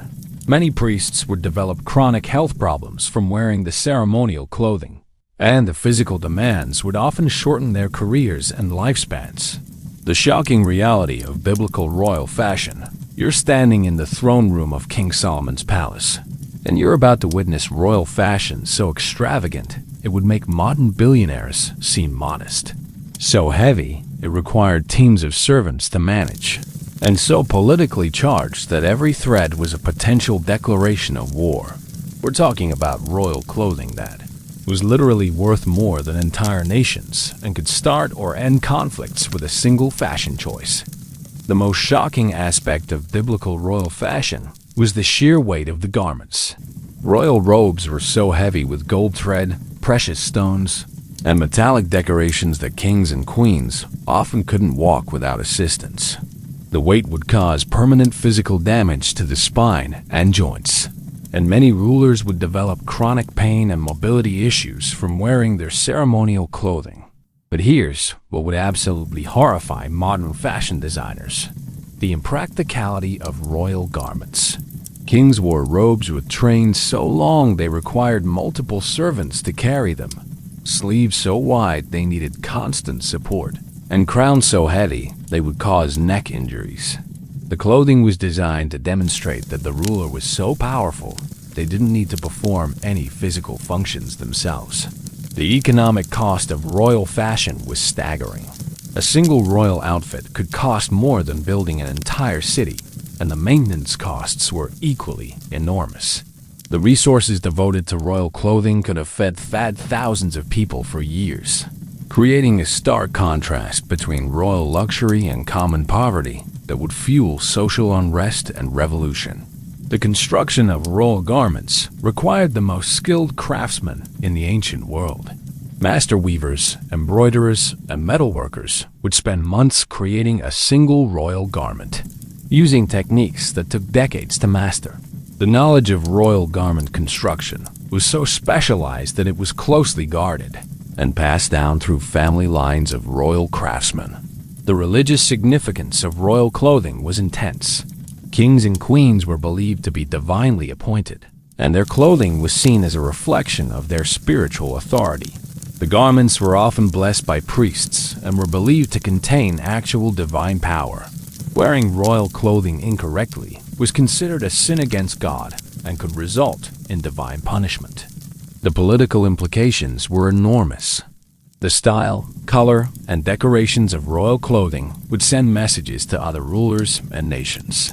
A change in royal fashion could indicate alliances, declarations of war, or shifts in policy.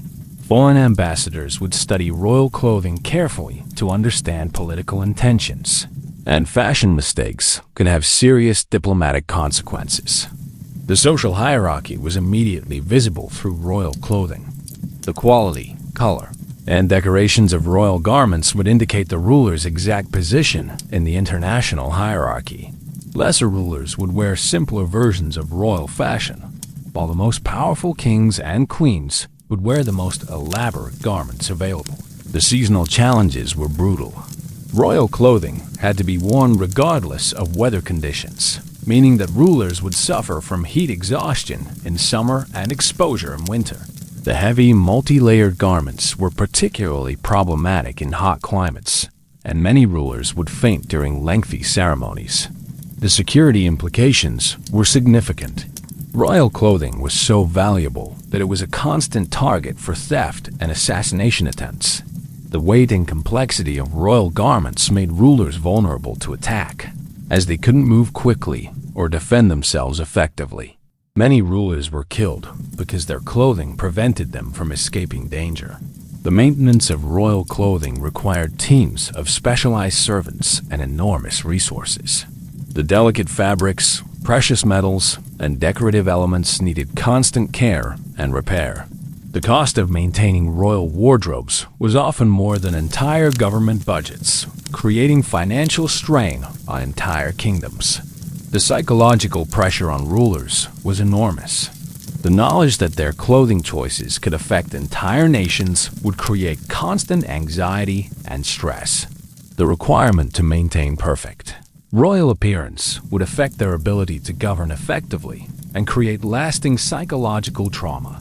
The family dynamics were affected by royal clothing requirements. Different family members would have different clothing obligations based on their position in the succession, creating competition and conflict within royal families. The pressure to maintain appropriate royal appearances would affect family relationships and create additional stress. The storage and security of royal clothing required specialized facilities and armed guards. Royal wardrobes were essentially treasuries that needed constant protection from theft and damage. The security measures needed to protect royal clothing were enormous and often required more resources than actual military defense. The training required to properly wear royal clothing was extensive and complex. Young royals had to learn elaborate dressing procedures and the political significance of different garments. The education system was brutal, with strict punishment for fashion mistakes that could have serious political consequences. The health consequences were severe and often permanent. The heavy, restrictive royal garments would cause physical problems including breathing difficulties, circulation problems, and skeletal damage. Many rulers would develop chronic health problems from wearing ceremonial clothing, and the physical demands would often affect their ability to rule effectively. The economic impact extended far beyond the royal household. The resources needed to create and maintain royal clothing would drain entire kingdoms of their wealth. The specialized craftsmen required to work on royal garments would command enormous fees, creating economic distortions that would affect entire economies and social structures. The brutal world of biblical military attire. You're standing on the battlefield outside ancient Jericho, and you're about to discover that biblical military attire was so heavy it would cripple modern soldiers, so expensive it would bankrupt entire armies, and so impractical it would make military historians weep with frustration.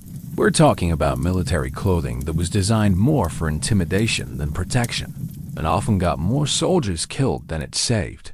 The most shocking aspect of biblical military attire was the complete absence of standardization. Each soldier was responsible for providing their own equipment, which meant that armies looked like chaotic collections of individual warriors rather than organized military units. The lack of uniform equipment would create confusion in battle and make it difficult to distinguish between friend and foe. But here's what would absolutely horrify modern military planners: the weight of the armor. A fully equipped biblical warrior would carry between 60 and 80 pounds of metal armor, weapons, and equipment. The weight was so great that soldiers would collapse from exhaustion before reaching the battlefield, and many would die from heat exhaustion rather than enemy action. The armor was so heavy that fallen soldiers often couldn't get back up. The construction of military armor was incredibly expensive and time-consuming. A single suit of armor could cost more than a house, and the skilled metal workers needed to create it were rare and expensive. Most soldiers wore crude, homemade armor that provided minimal protection, while only the wealthy could afford proper equipment. The result was armies where equipment quality varied dramatically between rich and poor soldiers. The religious significance of military attire was intense. Soldiers would bless their armor and weapons before battle, and specific colors and decorations were believed to provide divine protection. The Israelites were commanded to wear specific items during battle, and violating these requirements was believed to result in divine punishment and military defeat. The maintenance of military equipment was a constant challenge. Metal armor would rust quickly in the humid climate, and the cleaning and repair process was time-consuming and expensive. Soldiers would spend more time maintaining their equipment than training for battle, and poorly maintained gear would fail at crucial moments. The social implications were enormous. The quality of a soldier's equipment would immediately identify their social status and economic position. Well-equipped soldiers would be treated with respect and given better positions, while poorly equipped soldiers would be relegated to dangerous frontline positions. The equipment hierarchy would affect military discipline and unit cohesion. The seasonal challenges were brutal. Metal armor would become burning hot in summer, causing severe burns and heat exhaustion. In winter, the metal would conduct cold, causing frostbite and hypothermia. The leather components would freeze and crack, making the armor useless. There was no seasonal variation in military attire, meaning soldiers suffered regardless of weather conditions. The mobility restrictions were severe. The heavy armor and equipment would slow soldiers down significantly, making it difficult to maneuver in battle. The weight would cause fatigue quickly, reducing combat effectiveness. Many battles were lost because soldiers were too exhausted from carrying their equipment to fight effectively. The psychological impact was significant. The knowledge that their equipment was inadequate would create fear and anxiety among soldiers. The pressure to maintain and improve equipment would create additional stress during already difficult military campaigns. The equipment disparities would affect morale and unit cohesion. The economic burden on families was enormous. Soldiers were expected to provide their own equipment, which often required families to go into debt or sell property. The cost of maintaining military equipment was ongoing and often more than families could afford. Many soldiers would enter military service already financially ruined by equipment costs. The training requirements were extensive and dangerous. Soldiers had to learn to fight while wearing heavy, restrictive equipment. The training process was brutal, with many soldiers injured or killed during practice. The complexity of military equipment meant that training took years, and mistakes could be fatal. The supply chain challenges were enormous. Military equipment had to be transported over long distances, and the weight and bulk made this extremely difficult. Supply trains would move slowly and were vulnerable to attack. The logistics of equipping armies were so complex that many campaigns failed due to supply problems rather than battlefield defeats. The repair and replacement challenges were constant. Military equipment would break frequently during campaigns, and the specialized skills needed for repairs were rare. Broken equipment would often be abandoned rather than repaired, leaving soldiers vulnerable. The cost of replacement equipment was often more than military budgets could handle. The storage and security requirements were significant. Military equipment was valuable and required protection from theft and damage. The storage facilities needed for military equipment were enormous and expensive. The security measures needed to protect equipment were often more expensive than the equipment itself. The health consequences were severe and often permanent. The heavy equipment would cause joint damage, back problems, and other chronic health issues. The restriction of movement would lead to muscle atrophy and circulation problems. Many soldiers would develop permanent disabilities from wearing military equipment, affecting their ability to work after military service. The technological limitations were severe. Biblical military equipment was primitive by modern standards, providing minimal protection while creating maximum burden. The lack of advanced materials and manufacturing techniques meant that equipment was both heavy and ineffective. The technology gaps between different armies could determine the outcome of conflicts. The shocking truth about biblical women's daily wear. You're watching a woman prepare for her daily activities in ancient Samaria, and you're about to discover that biblical women's clothing was so restrictive it would make Victorian corsets seem comfortable, so loaded with meaning that every fabric choice was a potential scandal, and so impractical that basic tasks like walking or working were nearly impossible. We're talking about clothing that was designed to control women's bodies and lives in ways that would horrify modern feminists. The most shocking aspect of biblical women's daily wear was the complete coverage requirement. Women were expected to cover every inch of their bodies, except their hands and sometimes their faces, wearing multiple layers of heavy fabric that would trap heat and moisture. The result was clothing that was incredibly uncomfortable, unhygienic, and physically debilitating. But any violation of coverage rules could result in social ostracism or even death. But here's what would absolutely horrify modern women: the weight and complexity of daily clothing. A fully dressed biblical woman would be wearing between 15 and 25 pounds of fabric, not including jewelry and accessories. The multiple layers would restrict movement severely, making it difficult to perform basic tasks like lifting, bending, or walking quickly. The clothing was essentially a portable prison that women had to wear every day. The construction of women's clothing was incredibly time-consuming and expensive. A single dress could take months to create, using techniques that required years of training to master. The embroidery, beadwork, and decorative elements were all done by hand, making each garment a significant investment of time and resources. Most women spent more time creating and maintaining clothing than they did on any other activity. The religious significance of women's clothing was intense and often contradictory.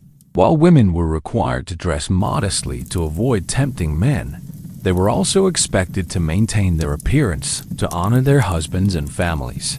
The balance between modesty and attractiveness was so delicate that many women lived in constant fear of dressing inappropriately. The social implications were enormous. The quality and style of women's clothing would immediately identify their social status, marital status, and family wealth.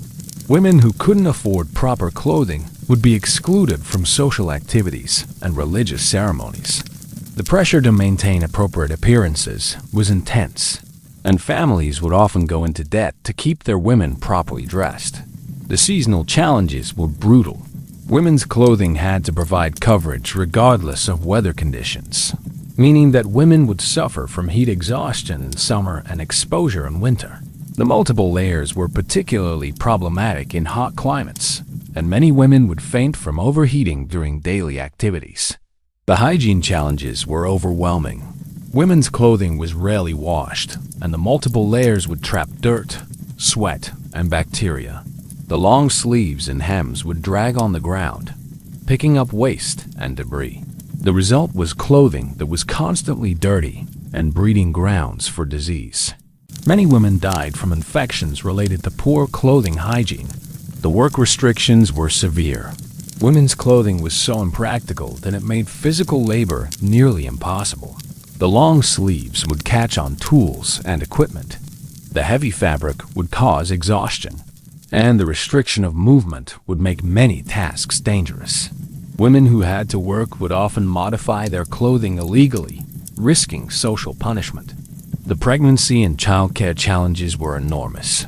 Pregnant women had to wear the same restrictive clothing throughout their pregnancy, making movement and comfort even more difficult. The clothing made it difficult to care for children, and many accidents occurred because women couldn't move quickly enough to respond to emergencies. The economic burden on families was significant. Women's clothing was expensive to create and maintain, and families would often spend a large portion of their income on women's attire. The pressure to keep women properly dressed was intense, and many families would make significant sacrifices to maintain appropriate appearances. The psychological impact was profound. The constant restriction and discomfort of women's clothing would create anxiety and stress. The knowledge that their appearance was constantly being judged would affect women's self-esteem and mental health. The clothing restrictions would limit women's activities and opportunities, creating lasting psychological effects. The marriage implications were significant. Women's clothing was often a factor in marriage negotiations, with families using the quality of women's attire to demonstrate their worth. The pressure to maintain attractive appearances while adhering to modesty requirements would create additional stress for unmarried women. The aging challenges were particularly difficult. Older women were expected to wear even more restrictive clothing as they aged, making movement and daily activities increasingly difficult. The weight and complexity of clothing would exacerbate age-related health problems and make independent living nearly impossible. The regional variations created additional complications. Different areas had different requirements for women's clothing, and women who traveled or moved would have to learn new rules and acquire new clothing. The lack of standardization meant that women's clothing rules were constantly shifting and often contradictory. The health consequences were severe and often permanent. The restrictive clothing would cause circulation problems, back injuries, and other chronic health issues. The lack of proper ventilation would lead to skin problems and infections. Many women would develop permanent disabilities from wearing restrictive clothing throughout their lives. The generational impact was significant. Young girls would be trained from childhood to wear restrictive clothing, creating lasting physical and psychological effects. The clothing restrictions would affect their development and limit their potential throughout their lives. The terrifying world of biblical fabric production. You're standing at a textile workshop in ancient Damascus, and you're about to discover that biblical fabric production was so dangerous it would make modern factory workers seem privileged, so toxic it would violate every modern safety regulation, and so labor-intensive that it would make fast fashion executives weep with horror. We're talking about fabric production that was essentially a form of legalized torture disguised as honest work. The most shocking aspect of biblical fabric production was the working conditions.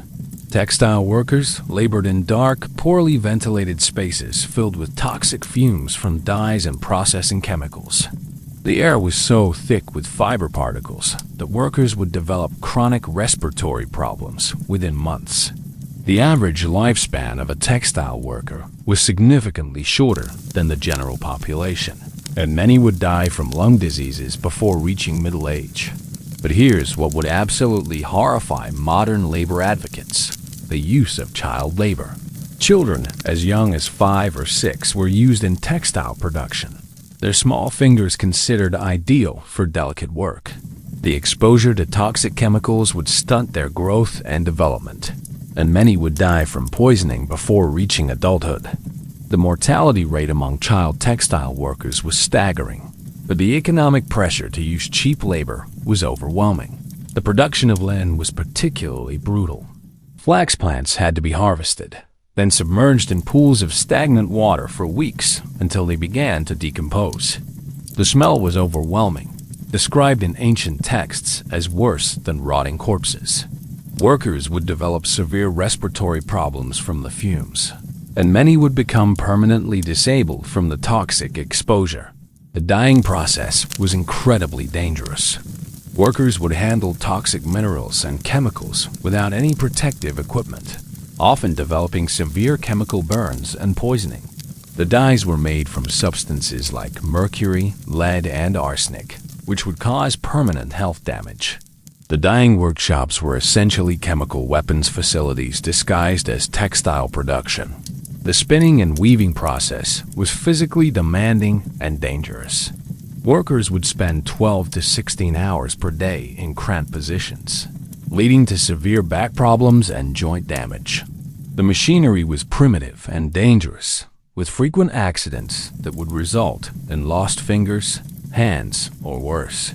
The working conditions were so poor that many workers would become permanently disabled.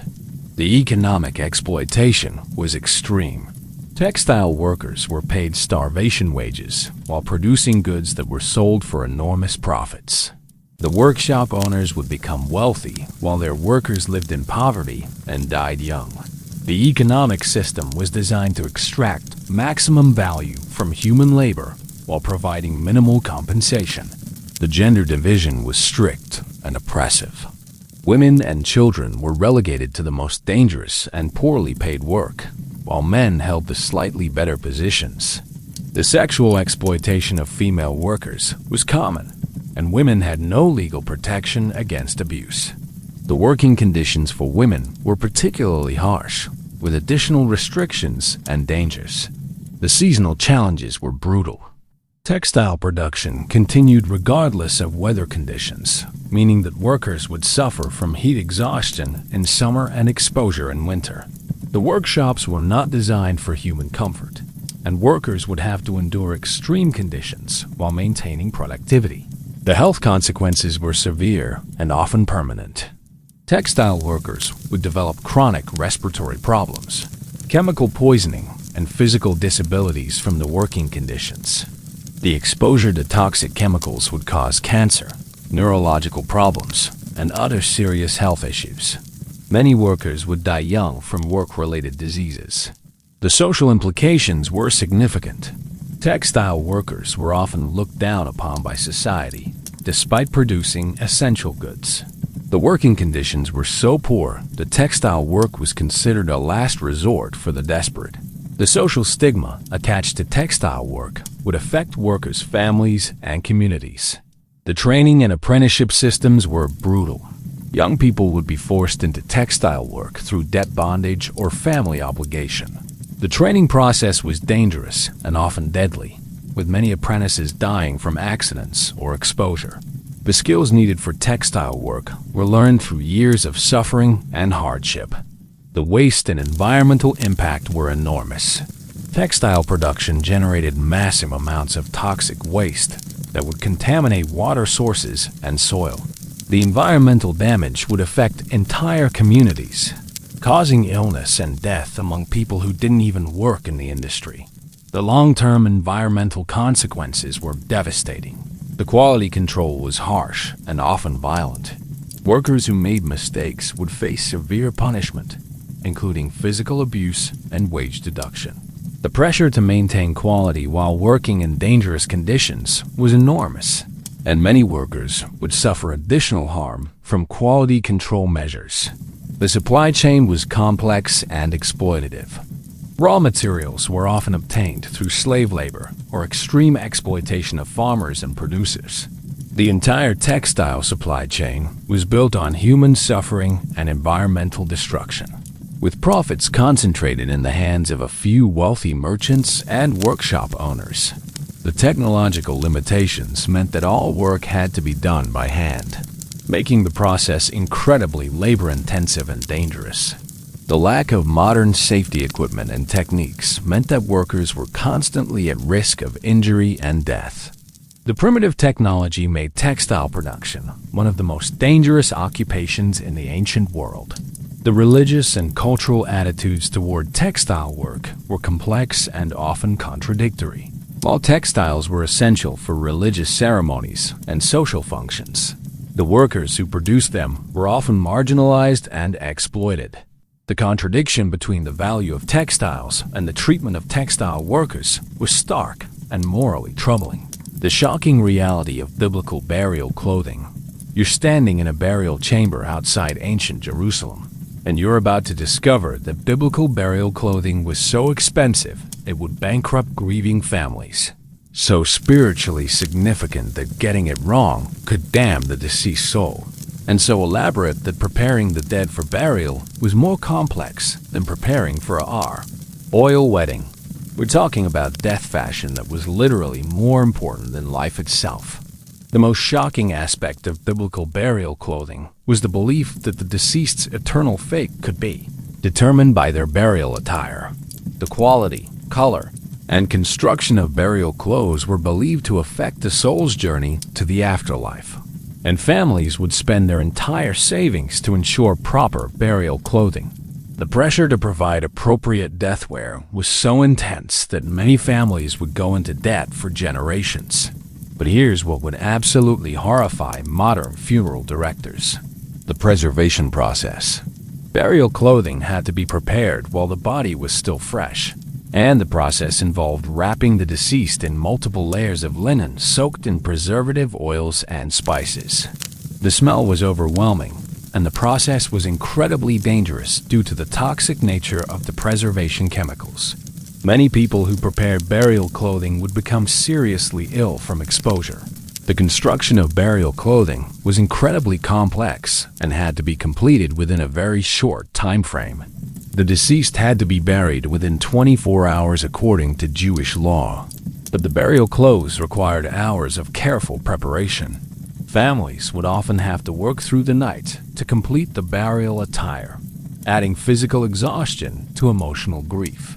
The religious significance of burial clothing was intense. Every aspect of the burial attire had to conform to strict religious requirements, including specific colors, fabrics, and construction methods. The burial clothes were believed to represent the deceased's spiritual condition, and inappropriate burial attire could prevent the soul from reaching heaven. The religious pressure was enormous and often overwhelming for grieving families. The social implications were crushing. The quality of burial clothing was seen as a direct reflection of the family's love for the deceased and their social status.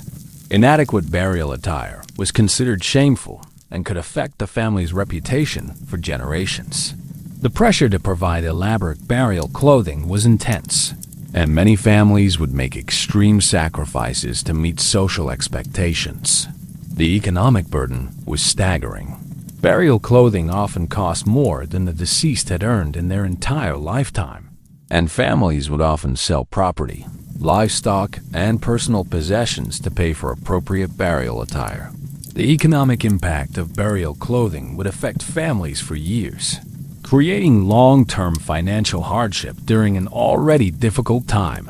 The gender differences in burial clothing were significant. Women's burial attire was often more elaborate and expensive than men's, reflecting the belief that women needed additional spiritual protection in the afterlife. The pressure on families to provide appropriate burial clothing for women was particularly intense, and many families would go to extraordinary lengths to meet these requirements. The seasonal challenges were brutal. Burial clothing had to be prepared regardless of weather conditions, and the preservation process was particularly difficult in hot climates.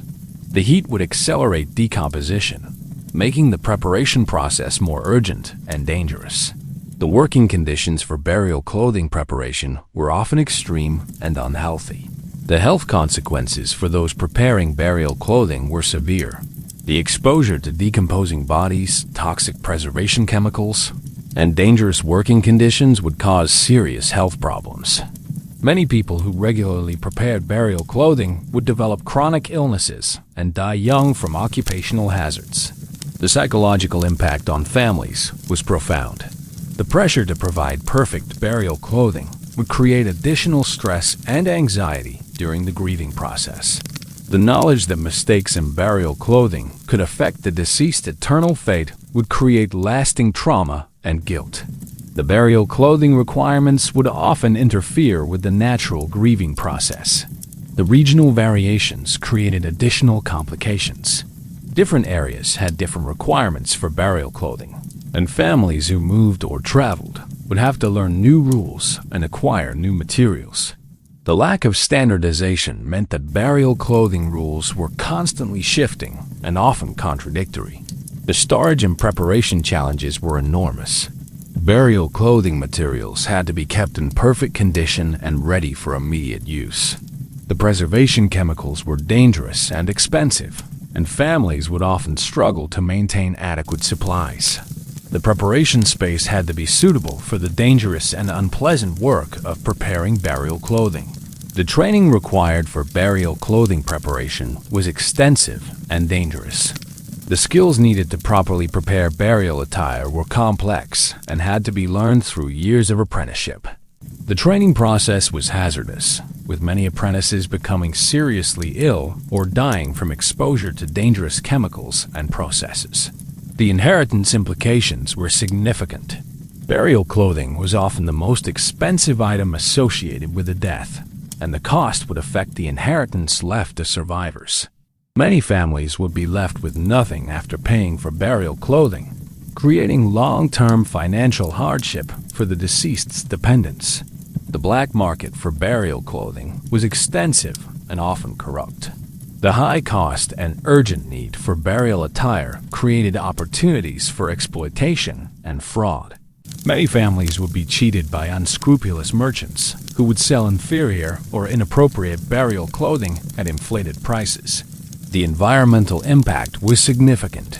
The preservation chemicals used in burial clothing would contaminate soil and water sources, affecting entire communities. The environmental damage would persist for generations, creating long-term health problems for people living near burial sites. The brutal truth about biblical clothing maintenance. You're watching a woman attempt to wash clothes in ancient Nazareth, and you're about to discover that biblical clothing maintenance was so labor-intensive. It would consume most of a person's waking hours, so dangerous it would regularly cause serious injury or death, and so expensive it would bankrupt families just to keep their clothes clear. And we're talking about clothing care that was essentially a full-time job with life-threatening occupational hazards.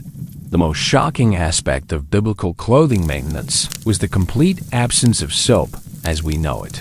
Instead, people used a mixture of ash, animal fat, and urine to clean their clothes, creating a cleaning solution that was both ineffective and dangerous.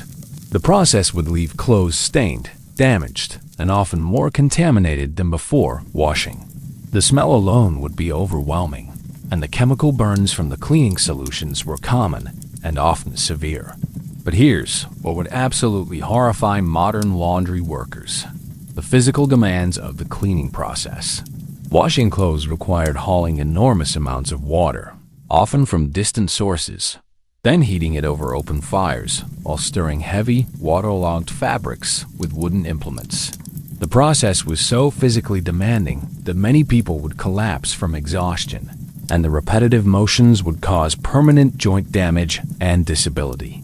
The water sources used for washing were often contaminated with human waste, animal waste, and industrial runoff. The same water sources were used for drinking, cooking, and waste disposal, creating a cycle of contamination that would spread disease throughout communities. The lack of clean water meant that washing clothes often made them more dangerous to wear rather than cleaner. The drying process was equally problematic.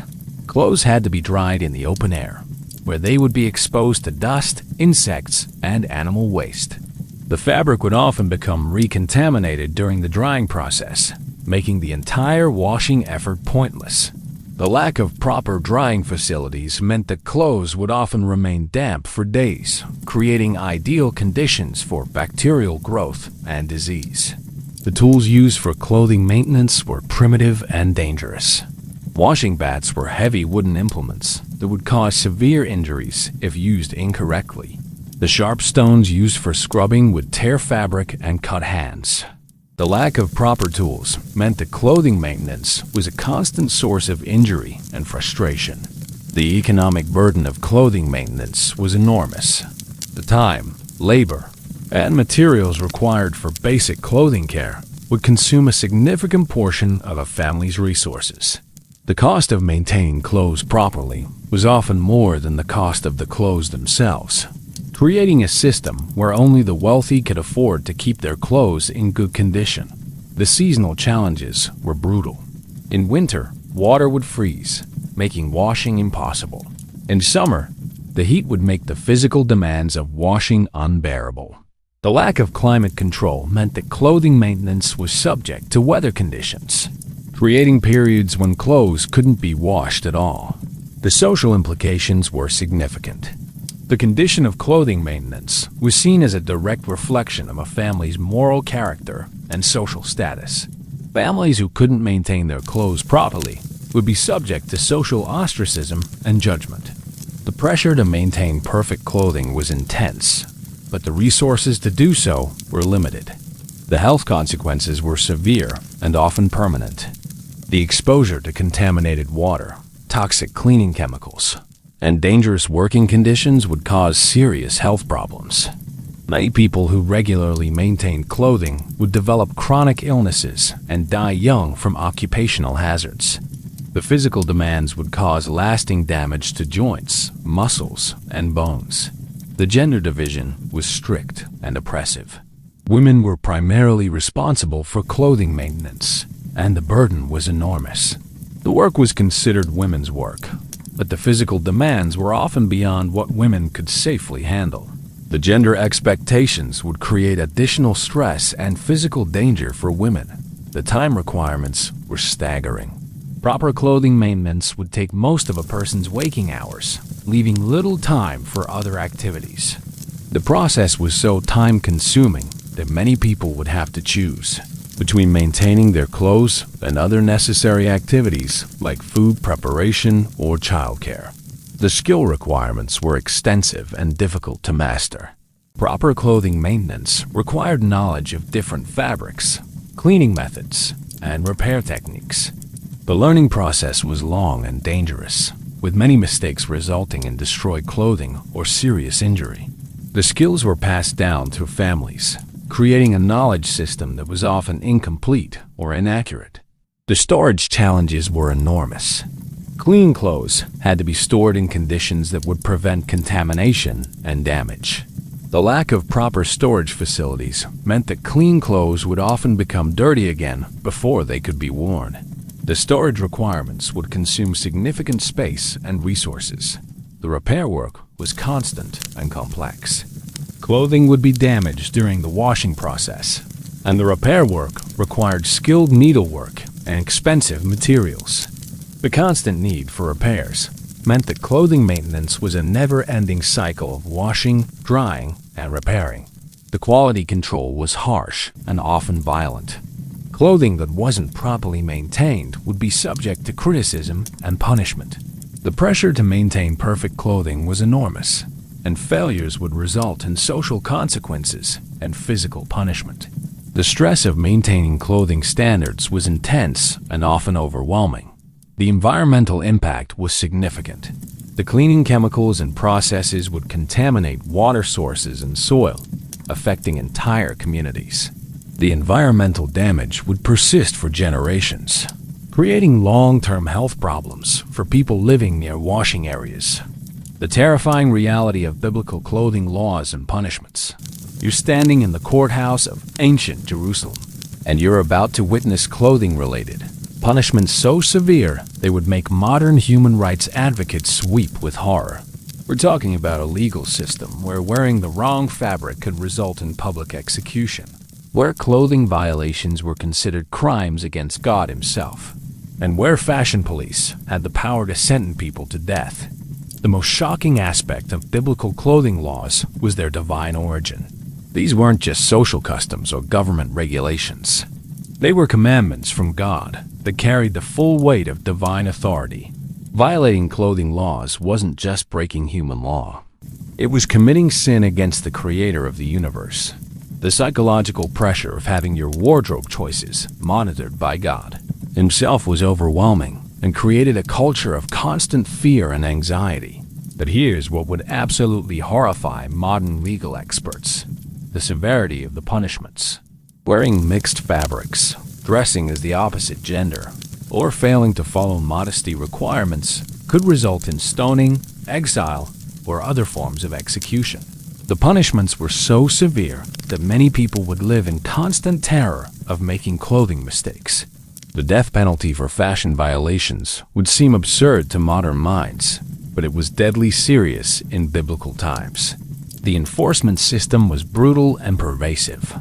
Community members were required to report clothing violations, creating a society where everyone was constantly watching and judging everyone else's clothing choices. The social pressure to inform on neighbors and family members was intense, and the failure to report clothing violations was itself a punishable offense. The religious courts that handled clothing violations were harsh and unforgiving. The judges were religious leaders who saw clothing violations as serious spiritual crimes that threatened the entire community. The court proceedings were often more like religious trials than legal hearings, with predetermined outcomes and limited opportunities for defense. The gender-specific clothing laws were particularly oppressive. Men and women had completely different clothing requirements, and any violation of gender-specific dress codes was considered an abomination. Cross-dressing was punishable by death, and the definitions of appropriate gender-specific clothing were strict and inflexible. The pressure to conform to gender norms through clothing was enormous. The social class implications were significant. Different social classes had different clothing requirements, and attempting to dress above your station was considered a serious crime. The clothing laws reinforced social hierarchies and prevented social mobility. The legal system was designed to keep people in their assigned social positions through strict control of clothing choices. The economic impact of clothing laws was devastating. The legal requirements for specific types of clothing would force families to spend enormous amounts of money on appropriate attire. The cost of complying with clothing laws was often more than families could afford, creating a system where legal compliance was a luxury that only the wealthy could afford. The psychological impact on communities was profound. The constant fear of clothing violations would create anxiety and paranoia throughout society.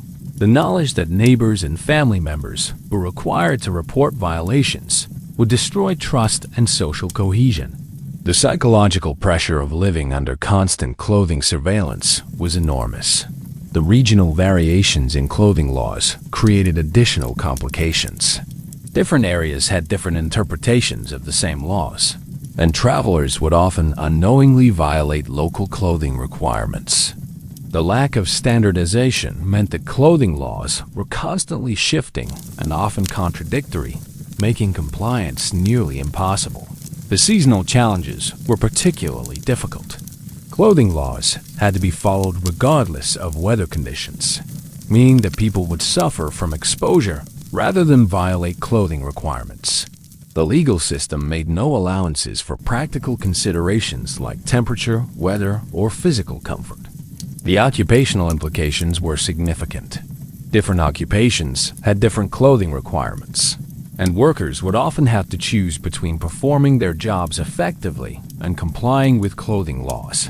The legal requirements would make many types of work more dangerous and difficult. The family dynamics were severely affected by clothing laws. Family members would be required to monitor and report on each other's clothing choices, creating tension and conflict within households. The pressure to maintain family honor through appropriate clothing was enormous, and clothing violations would bring shame on entire families. The appeal process was limited and often ineffective. Once someone was accused of clothing violations, the legal system was designed to find them guilty rather than determine their innocence. The burden of proof was on the accused, and the evidence standards were often impossible to meet. The punishment implementation was public and brutal. Clothing violations would result in public shaming, physical punishment, or execution carried out in front of the entire community. The public nature of the punishments was designed to deter others from committing similar violations and to reinforce the importance of clothing compliance. The long-term consequences were severe. Even minor clothing violations would result in permanent social stigma and reduced opportunities. The legal system would create permanent records of clothing violations that would affect people for the rest of their lives. The social consequences would often be more devastating than the legal punishments. The corruption within the enforcement system was widespread. The clothing laws were so complex and subjective that enforcement officials had enormous discretionary power. The system was often used to settle personal disputes or target unpopular individuals, rather than to enforce actual legal standards. The international implications were significant. Foreign visitors would often unknowingly violate local clothing laws, creating diplomatic incidents and international tensions. The clothing laws would affect trade relationships and cultural exchanges, as foreign merchants and diplomats would struggle to comply with local requirements. The shocking world of biblical fabric trade and economics. You're standing in the bustling marketplace of ancient Babylon, and you're about to discover that biblical fabric trade was so dangerous it would make modern drug trafficking seem safe. So profitable it would make tech billionaires jealous, and so corrupt it would make Wall Street executives blush with shame. We're talking about a fabric economy that was built on slavery, warfare, and exploitation on a scale that would horrify modern economists. The most shocking aspect of biblical fabric trade was its direct connection to human trafficking and slavery. The most valuable fabrics were produced by enslaved workers who were literally worked to death in textile workshops. The profit margins were so enormous that slave owners would deliberately work their slaves to death and replace them rather than invest in better working conditions. The beautiful fabrics that adorned the wealthy were literally woven from human suffering. But here's what would absolutely horrify modern business ethics experts: the use of warfare to control fabric production. Entire wars were fought over control of textile production regions, with armies killing thousands of people to control access to specific types of plants, animals, or minerals needed for fabric production. The military expenditures for controlling fabric trade routes were enormous, and the human cost was staggering. The pricing system was so manipulative, it would make modern price-fixing schemes seem innocent. Fabric merchants would deliberately create artificial scarcity by destroying products, bribing officials, or spreading false information about supply conditions. The price manipulation was so extensive that entire economies would collapse due to fabric market manipulation. The transportation challenges were enormous and deadly. Fabric caravans would travel for months through dangerous territories, with mortality rates among traders and workers that would be unacceptable in any modern industry. The risk of bandit attacks, disease, and environmental hazards was so great that many trading expeditions would lose more than half their participants. The quality control was often fraudulent and dangerous. Fabric merchants would use toxic chemicals to make inferior products appear high quality, sell fake versions of expensive fabrics, or misrepresent the origins of their products. The fraud was so widespread that buyers would have to employ specialized experts to verify the authenticity of fabric purchases. The economic impact on local communities was devastating. The fabric trade would extract resources and labor from local communities while providing minimal compensation. The environmental damage from fabric production would destroy agricultural land and water sources, creating long-term economic hardship for local populations. The currency manipulation was extensive and sophisticated. Fabric merchants would deliberately manipulate currency exchange rates to maximize profits, often bankrupting customers or suppliers in the process.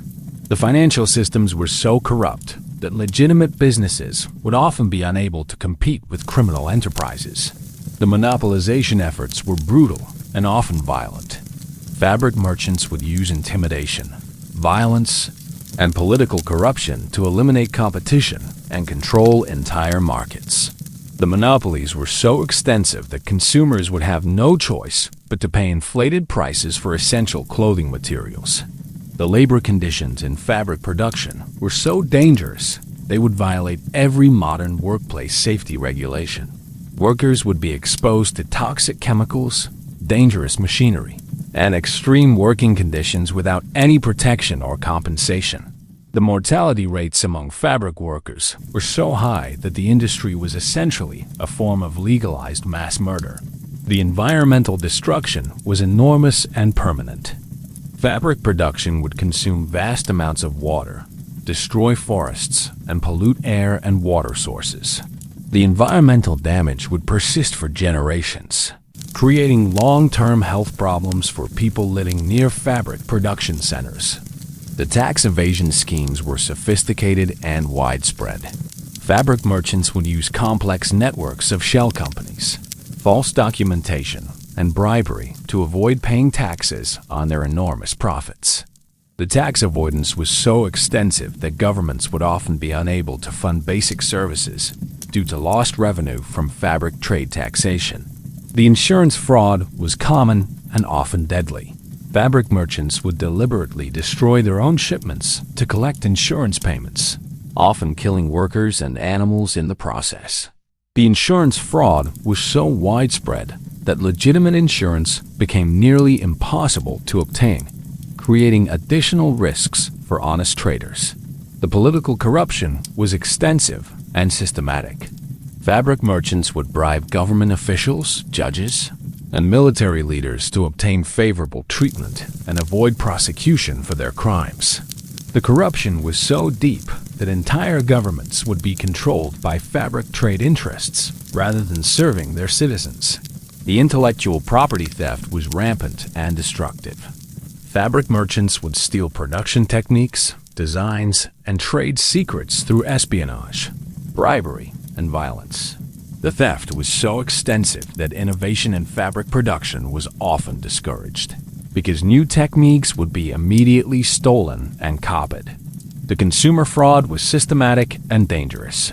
Fabric merchants would sell products that were contaminated with dangerous chemicals, made from diseased animals, or produced under conditions that would make them unsafe for human use. The fraud was so widespread that consumers would often become seriously ill from wearing contaminated fabrics. The credit schemes were predatory and destructive. Fabric merchants would offer credit to customers at rates that were impossible to repay, then seize property and enslave debtors when they defaulted on their loans. The credit schemes were designed to create permanent debt slavery rather than facilitate legitimate commerce. The market manipulation was extensive and sophisticated. Fabric merchants would spread false information, create artificial demand, and manipulate supply chains to maximize profits at the expense of consumers and competitors. The manipulation was so extensive that market prices rarely reflected actual supply and demand conditions. The international trade violations were common and often led to diplomatic conflicts. Fabric merchants would violate trade agreements, smuggle goods across borders, and engage in economic espionage against foreign governments. The violations were so widespread that fabric trade was often a source of international tension and conflict. The regulatory capture was complete and systematic. Fabric merchants would essentially control the regulatory agencies that were supposed to oversee their industry, ensuring that regulations were written to benefit merchants rather than protect consumers or workers. The regulatory system was designed to legitimize exploitation rather than prevent it. The long-term economic consequences were devastating for entire civilizations. The fabric trade would create unsustainable economic bubbles that would eventually collapse, destroying entire economies and causing widespread poverty and social upheaval. The boom and bust cycles created by fabric trade speculation would affect generations of people. The brutal reality of biblical clothing for the elderly. You're visiting an elderly woman in ancient Galilee, and you're about to discover that biblical clothing for the elderly was so restrictive it would accelerate physical decline, so expensive it would impoverish families, and so laden with social meaning that growing old was essentially a fashion death sentence.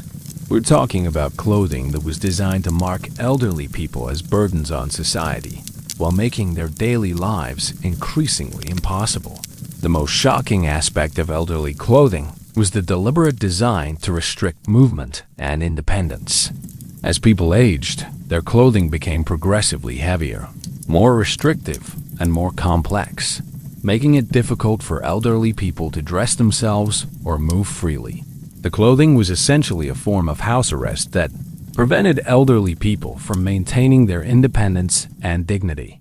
But here's what would absolutely horrify modern geriatricians: the health implications of elderly clothing. The heavy, restrictive garments would exacerbate age-related health problems, restricting circulation, limiting mobility, and creating pressure points that would lead to serious medical complications. The clothing was so detrimental to health that it would actually accelerate the aging process and contribute to premature death. The economic burden on families was enormous. Elderly people required specialized clothing that was more expensive and difficult to maintain than regular clothing. The cost of keeping elderly family members properly dressed would often consume family resources that were needed for food, shelter, and medical care.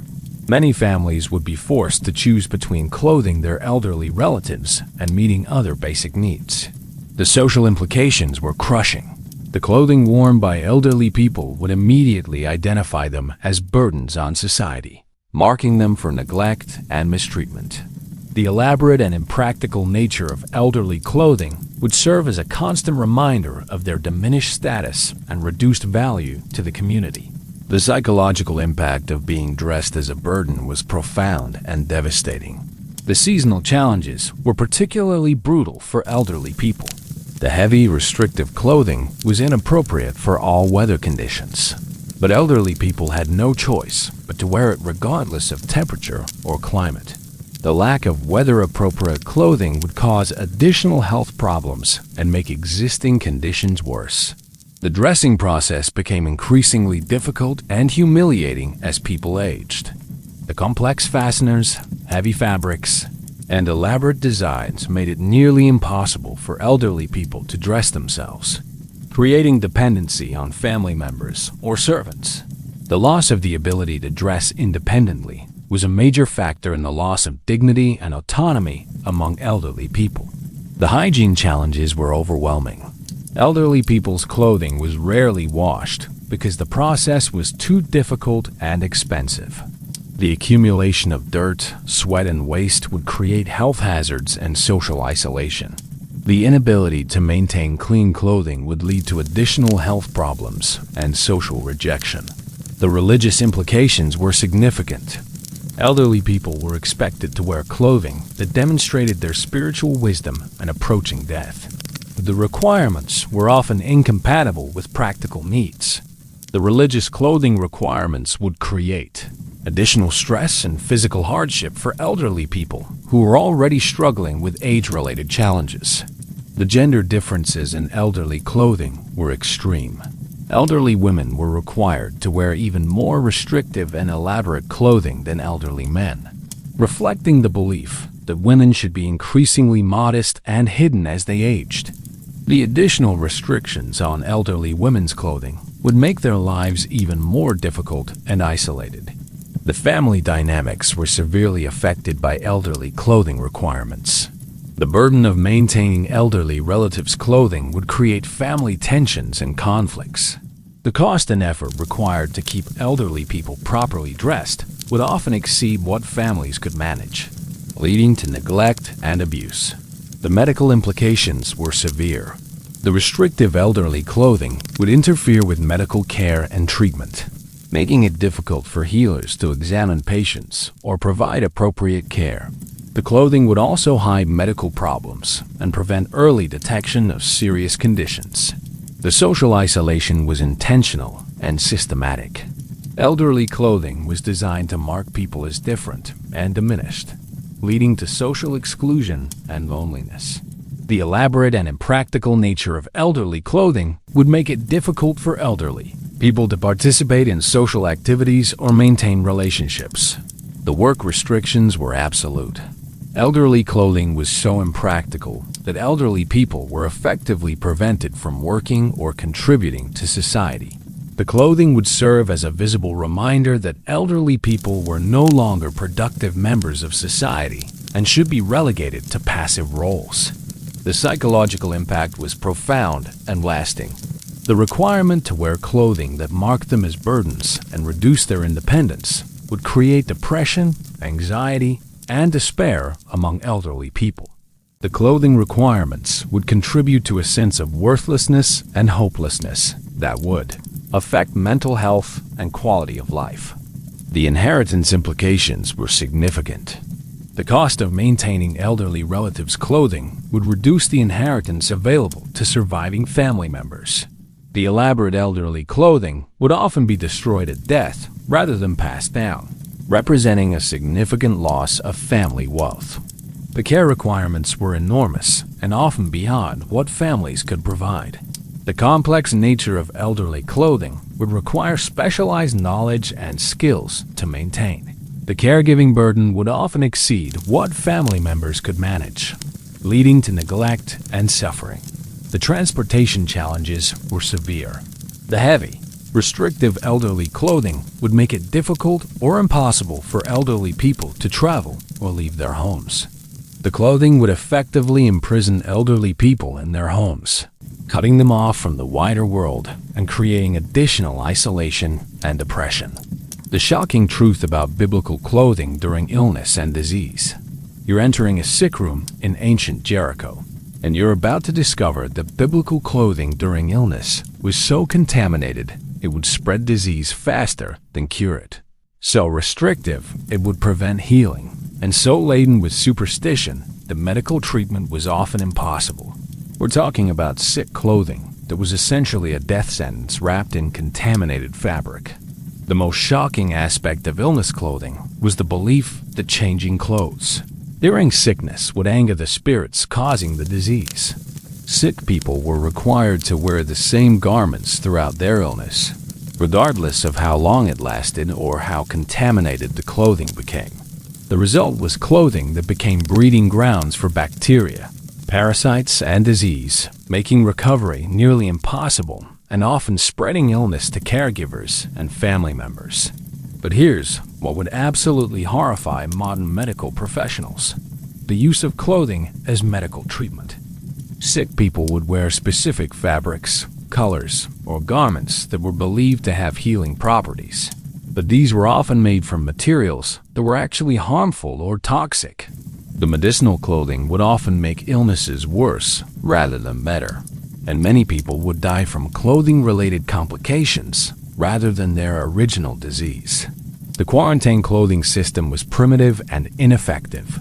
People with contagious diseases were required to wear specific garments that marked them as unclean.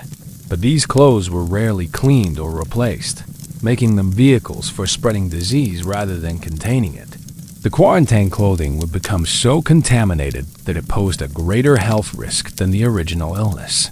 The religious implications were intense and often deadly. Illness was often seen as divine punishment, and the clothing worn by sick people was believed to reflect their spiritual condition.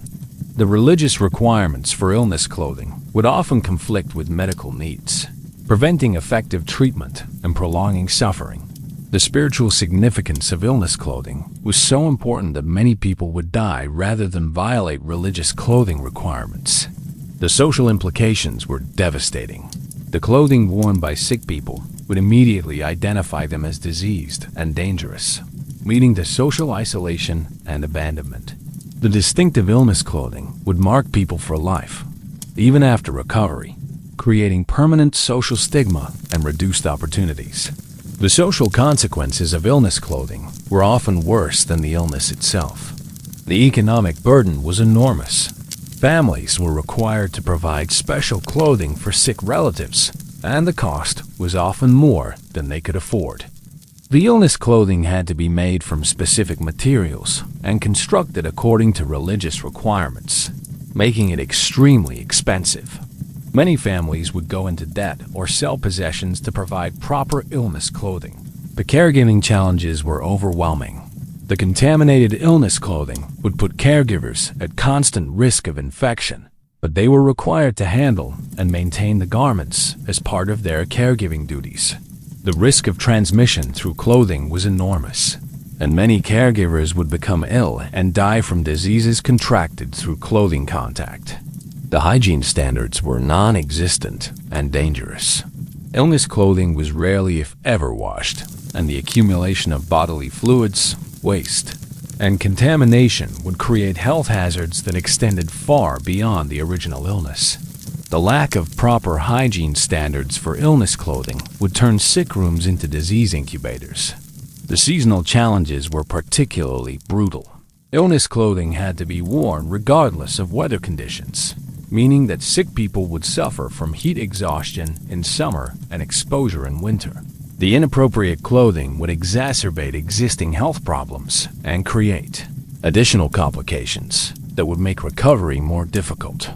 The gender differences in illness clothing were significant and often discriminatory. Women's illness clothing was more restrictive and complex than men's, making medical care more difficult and recovery slower. The additional requirements for women's illness clothing would create additional burden on families and caregivers. The age-related implications were severe.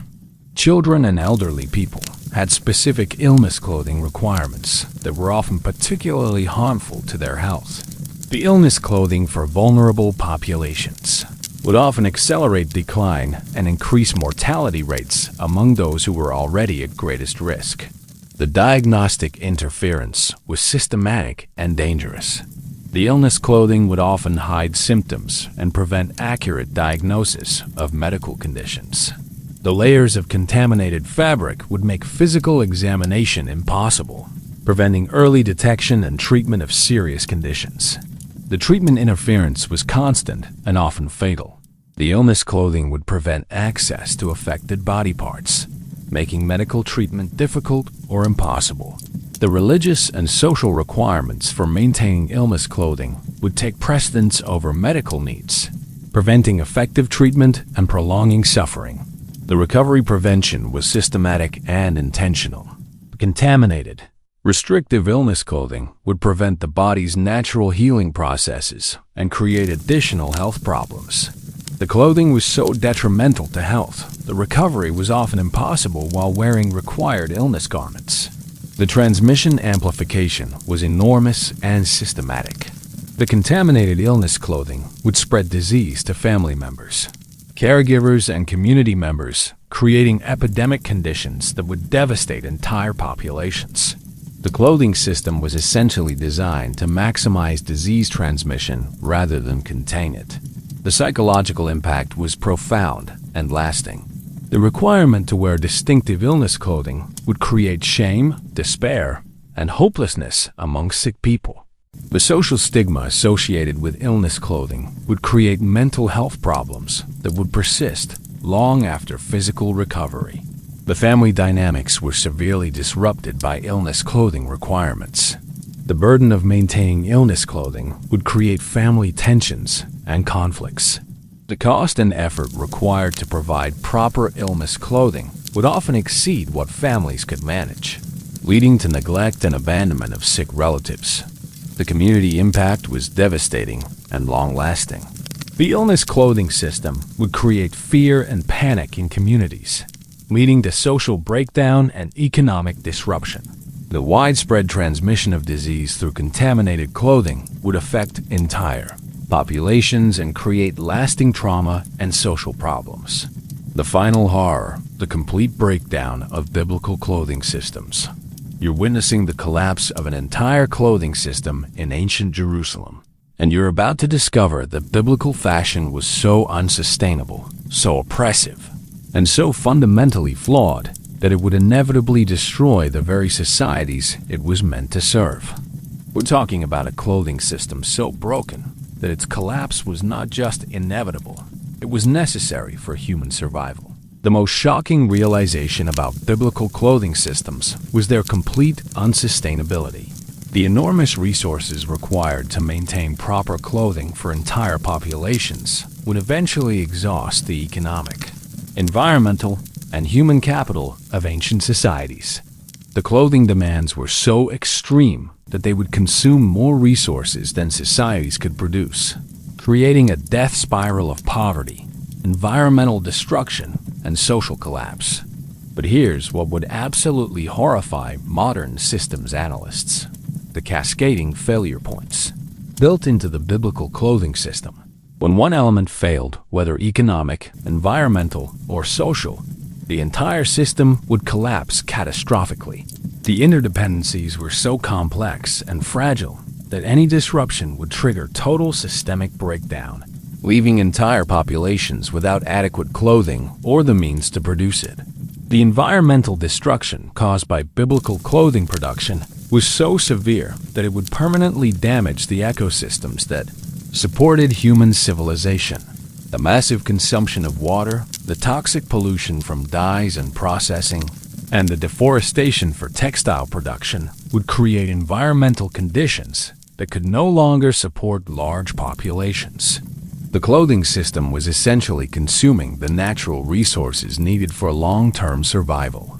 The social stratification created by clothing requirements was so extreme that it would eventually trigger violent revolutions and social upheaval. The inequality between rich and poor clothing was so visible and so extreme that it would create class hatred and social instability that would destroy existing power structures. The clothing system was creating the conditions for its own violent overthrow. The economic burden of maintaining biblical clothing standards was so enormous that it would eventually bankrupt entire civilizations. The proportion of economic output devoted to clothing production and maintenance was unsustainable, leaving insufficient resources for food production, infrastructure, and other essential needs. The clothing economy was a parasitic system that would eventually kill its host society. The psychological trauma created by clothing oppression was so severe that it would generate mental health crises that would affect entire populations.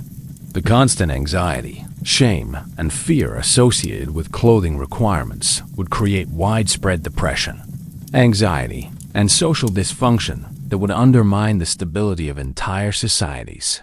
The health consequences of biblical clothing were so devastating that they would reduce population health and life expectancy to levels that would threaten species survival.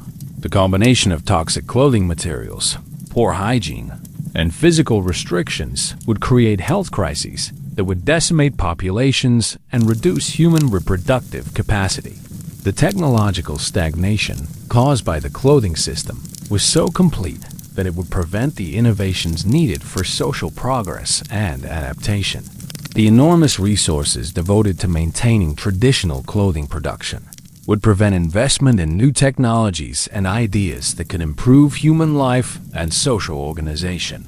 The religious extremism embedded in the clothing system was so intense that it would create fanatical behavior that would tear societies apart.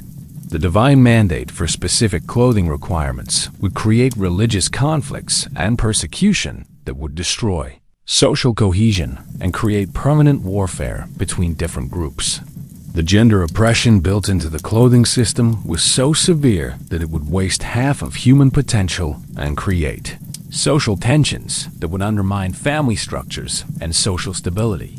The extreme restrictions on women's clothing and activities would prevent societies from utilizing the full range of human capabilities needed for survival and prosperity. The educational limitations created by clothing requirements were so restrictive that they would prevent the transmission of knowledge and skills needed for social continuity. The time and resources devoted to clothing production and maintenance would leave insufficient capacity for education and cultural development. The military weakness created by impractical clothing would leave societies vulnerable to conquest and destruction by more adaptable groups. The heavy, restrictive clothing requirements would reduce military effectiveness and create strategic vulnerabilities that would invite invasion and conquest. The diplomatic failures caused by clothing conflicts would isolate societies and prevent the cooperation needed for mutual defense and economic development.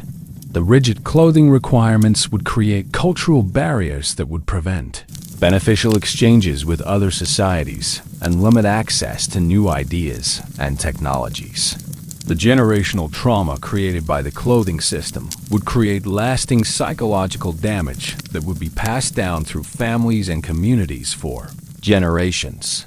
The systematic oppression and control exercised through clothing would create patterns of abuse and dysfunction that would persist long after the clothing system itself collapsed. The cultural stagnation caused by rigid clothing requirements would prevent the adaptation and evolution needed for long-term survival. The inflexibility of the clothing system would make societies unable to respond to changing conditions and new challenges, ensuring their eventual extinction. The ultimate horror of biblical clothing systems was that they were designed to fail. The extreme requirements, impossible standards, and unsustainable demands were created by power structures that benefited from human suffering and social control. The clothing system was not meant to serve human needs. It was meant to maintain power and control through systematic oppression. And tonight, as you drift off to sleep in your comfortable, practical, weather-appropriate clothing, remember that you're wearing the results of thousands of years of human struggle to escape the clothing prisons that once trapped our ancestors. Every thread in your pajamas represents freedom that countless generations died to achieve. The fashion choices you take for granted are luxuries that biblical people could never have imagined. Sweet dreams, and may you never take your clothing freedom for granted again.